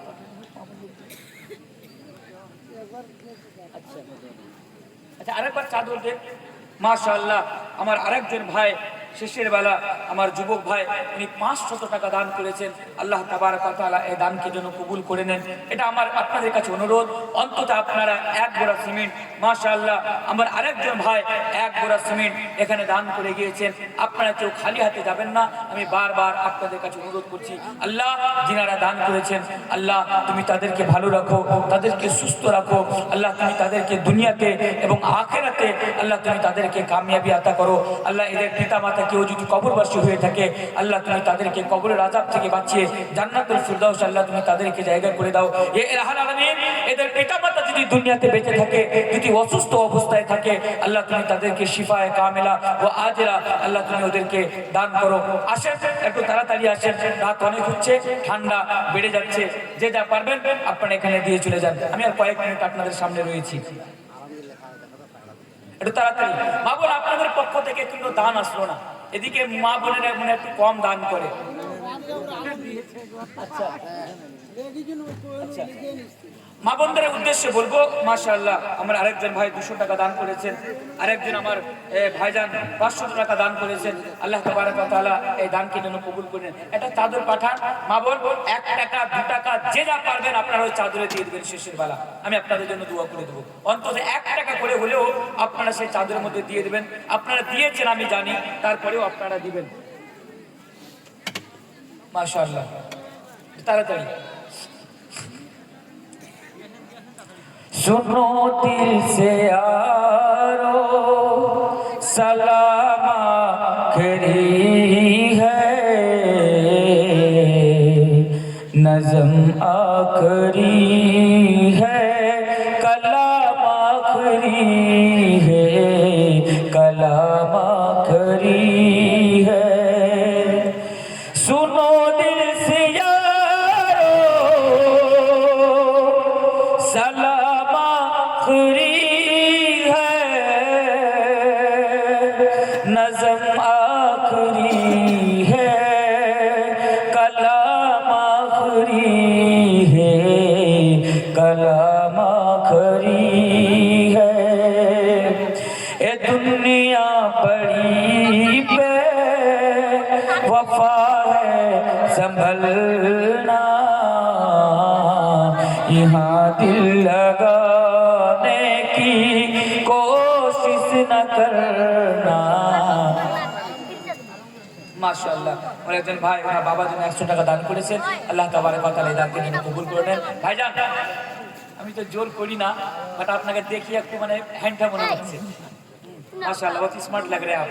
तो उम्मीद है लोगों की अल्लाह की खुशनुदी के लिए कुछ कर दीजिए। पाँच माशाल्लाह माशाल्लाह। सुनो दिल से यारो, सलाम आखरी है, नज़म आखरी है, कलाम आखरी है, कलाम आखरी है। दुआ कर लो भाई, जुदा हो रहा हूँ,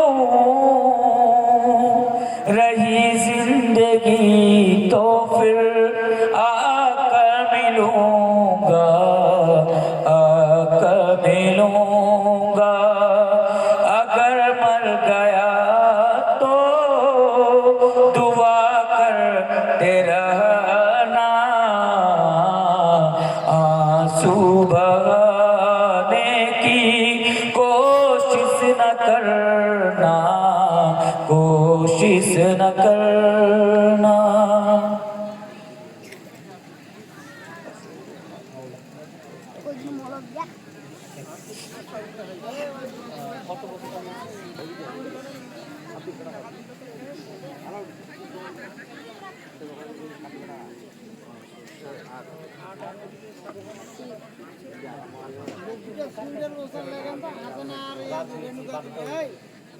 তো মাশাআল্লাহ মাশাআল্লাহ। আমার একজন মহিলা থেকে এসে এক বস্তা করে 2 বস্তা সিমেন্ট দান করেছেন, আল্লাহ তাবারক ওয়া তাআলা এই দানকে যেন কবুল করেন। উনি যে উদ্দেশ্যে দান করেছেন আল্লাহ তাবারক ওয়া তাআলা ওনার নেক উদ্দেশ্যকে বা খায়সাতকে আল্লাহ তাবারক ওয়া তাআলা যেন পূর্ণতা দান করেন। আল্লাহ তাবারক ওয়া তাআলা ইনাদেরকে যেন ভালো রাখেন, সুস্থ রাখেন, দিনের পথে পর্দার সহিত কোরআন এবং হাদিসের কথা মেনে জীবনযাপন করার যেন তৌফিক দান করেন। আরও কেউ যদি সিমেন্ট দিতে চান মা বোনদের উদ্দেশ্যে বলবো আপনারা লিখিয়ে দিতে পারেন। মাশাআল্লাহ, জাযাকাল্লাহু খায়রান ওয়া হাসানাল জাযা। আমার একজন ছোট্ট সিনহর ভাই উনি 100 টাকা দান করেছেন, আল্লাহ তাবারক ওয়া তাআলা। ওয়ালাইকুম সালাম।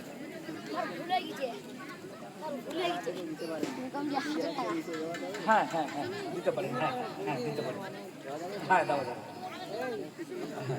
দাও দাও আপনার নিজের তো, হ্যাঁ দিতে পারেন, হ্যাঁ আপনি নিজের হাতে নিজে দিতে পারেন, হ্যাঁ দাও দাও কোনো সমস্যা নেই, দাও দাও। আল্লাহু আলামিন। মাশাআল্লাহ। আমার আরেকজন ভাই 100 টাকা দান করেছেন, আল্লাহ তাবারক ওয়া তাআলা এই দানকে যেন কবুল করে নেন। মা বোন আমার ছেলে ভাই, ছেলেরা তো নাই, পুরুষরা এখান থেকে চলে গেছেন, আপনারা কিছু বাকি রয়েছেন। আপনারা যদি কেউ চান শেষের বেলা আপনার দেওয়ার জন্য সিমেন্টের বস্তা, তাহলে আপনারা দিয়ে যেতে পারেন। আমি দোয়া করে একদিন আমি নেমে যাবো ইনশাআল্লাহ। দেখে দেবো। दुनिया के मुसाफिर मंजिल तेरी कब्र है, तय कर रहा है जो तू, 2 दिन का सफर है। दुनिया के मुसाफिर मंजिल तेरी तय कर रहा है जो तू दो दिन का सफर है इस बात को ना भूलो सबका यही हशर है दुनिया के मुसाफिर मंजिल तेरी कब्र है दुनिया के मुसाफिर मंजिल तेरी कब्र है जब से बनी है दुनिया लाखों करोड़ों आए बाकी रहा न कोई मिट्टी में सब समाए दुनिया के मुसाफिर मंजिल तेरी कब्र है तय कर रहा है जो तू दो दिन का सफर है পুরুষ আল্লাহ তাবারক ওয়া তাআলার কাছে দোয়া করি কে আল্লাহ আলামিন যে যতজন টাকা দান করেছেন আল্লাহ তুমি তাদের দানকে কবুল করো এবং তাদেরকে তাদের নেক খায়সাত আল্লাহ তুমি তাদেরকে নেকি দান করো আল্লাহ আমাদের মধ্যে যারা অসুস্থ আছে আল্লাহ তুমি তাদেরকে শিফায়ে কামিলা আল্লাহ দান করো আল্লাহ যারা কবরবাসী হয়ে গেছে আল্লাহ তুমি তাদেরকে কবর আযাব থেকে বাঁচিয়ে জান্নাতুল ফিরদাউস আল্লাহ তুমি তাদেরকে জায়গা করে দাও হে আল্লাহ আমিন সন্ধ্যা থেকে এতক্ষণ পর্যন্ত যতগুলো কোরআন এবং হাদিসকে সামনে রেখে আলোচনা রাখা হলো আল্লাহ তুমি সকল কথার উপর আমল করার আমাদেরকে তৌফিক দান করো এই বলে আজকের মতো আমি আমার বক্তব্য বিতি করছি ইনশাআল্লাহ যদি কোনোদিন বেঁচে থাকি আবার সুযোগ হয় আবার কোনো বিষয়ের উপর আলোচনা করার চেষ্টা করব তবে যেতে যেতে আমি যিনারা আমার কথা শুনছেন আমি আপনাদের কাছে আমার ভাষাগত দিক থেকে যদি আপনারা ভুল ত্রুটি পেয়ে থাকেন যত আগে আমি স্বীকার করেছি বাংলা আমি খুব একটা ভালো জানি না তারপরেও আলোচনা রাখলাম ভাষাগত ভুল হলে আপনারা আমাকে ক্ষমা করে দিবেন এবং আমার জন্য দোয়া করবেন আল্লাহ তাবারক ওয়া তাআলা যেন আমার দ্বীনি খিদমতকে কবুল করে নেন এবং আমার সফরের আপদ বিপদ থেকে যেন আল্লাহ তাবারক ওয়া তাআলা আমাকে বাঁচিয়ে রাখেন দুশমনের হাত থেকে যেন আল্লাহ তাবারক ওয়া তাআলা আমার হেফাজত করেন এবং যেতে যেতে আরেকটা কথা বলবো যিনারা আমার উর্দু আলোচনা মাশাআল্লাহ শেষের বেলা আমার আরেকজন ভাই 1000 টাকা দান করেছেন আল্লাহ তাবারক ওয়া তাআলা দানকে কবুল করে নেন আপনারা যদি আমার উর্দু লেকচার বা উর্দু বক্তব্য আপনারা আবার শুনতে চান যে কোনো বিষয়ের উপরে তাহলে social media Facebook YouTube Instagram Twitter যতগুলো মানে প্ল্যাটফর্ম রয়েছে আপনারা সেখানে যে আমার নাম সার্চ করলে আপনারা আমার বক্তব্য শুনতে পাবেন ইনশাআল্লাহ আসসালামু আলাইকুম ওয়া রাহমাতুল্লাহি ওয়া বারাকাতুহু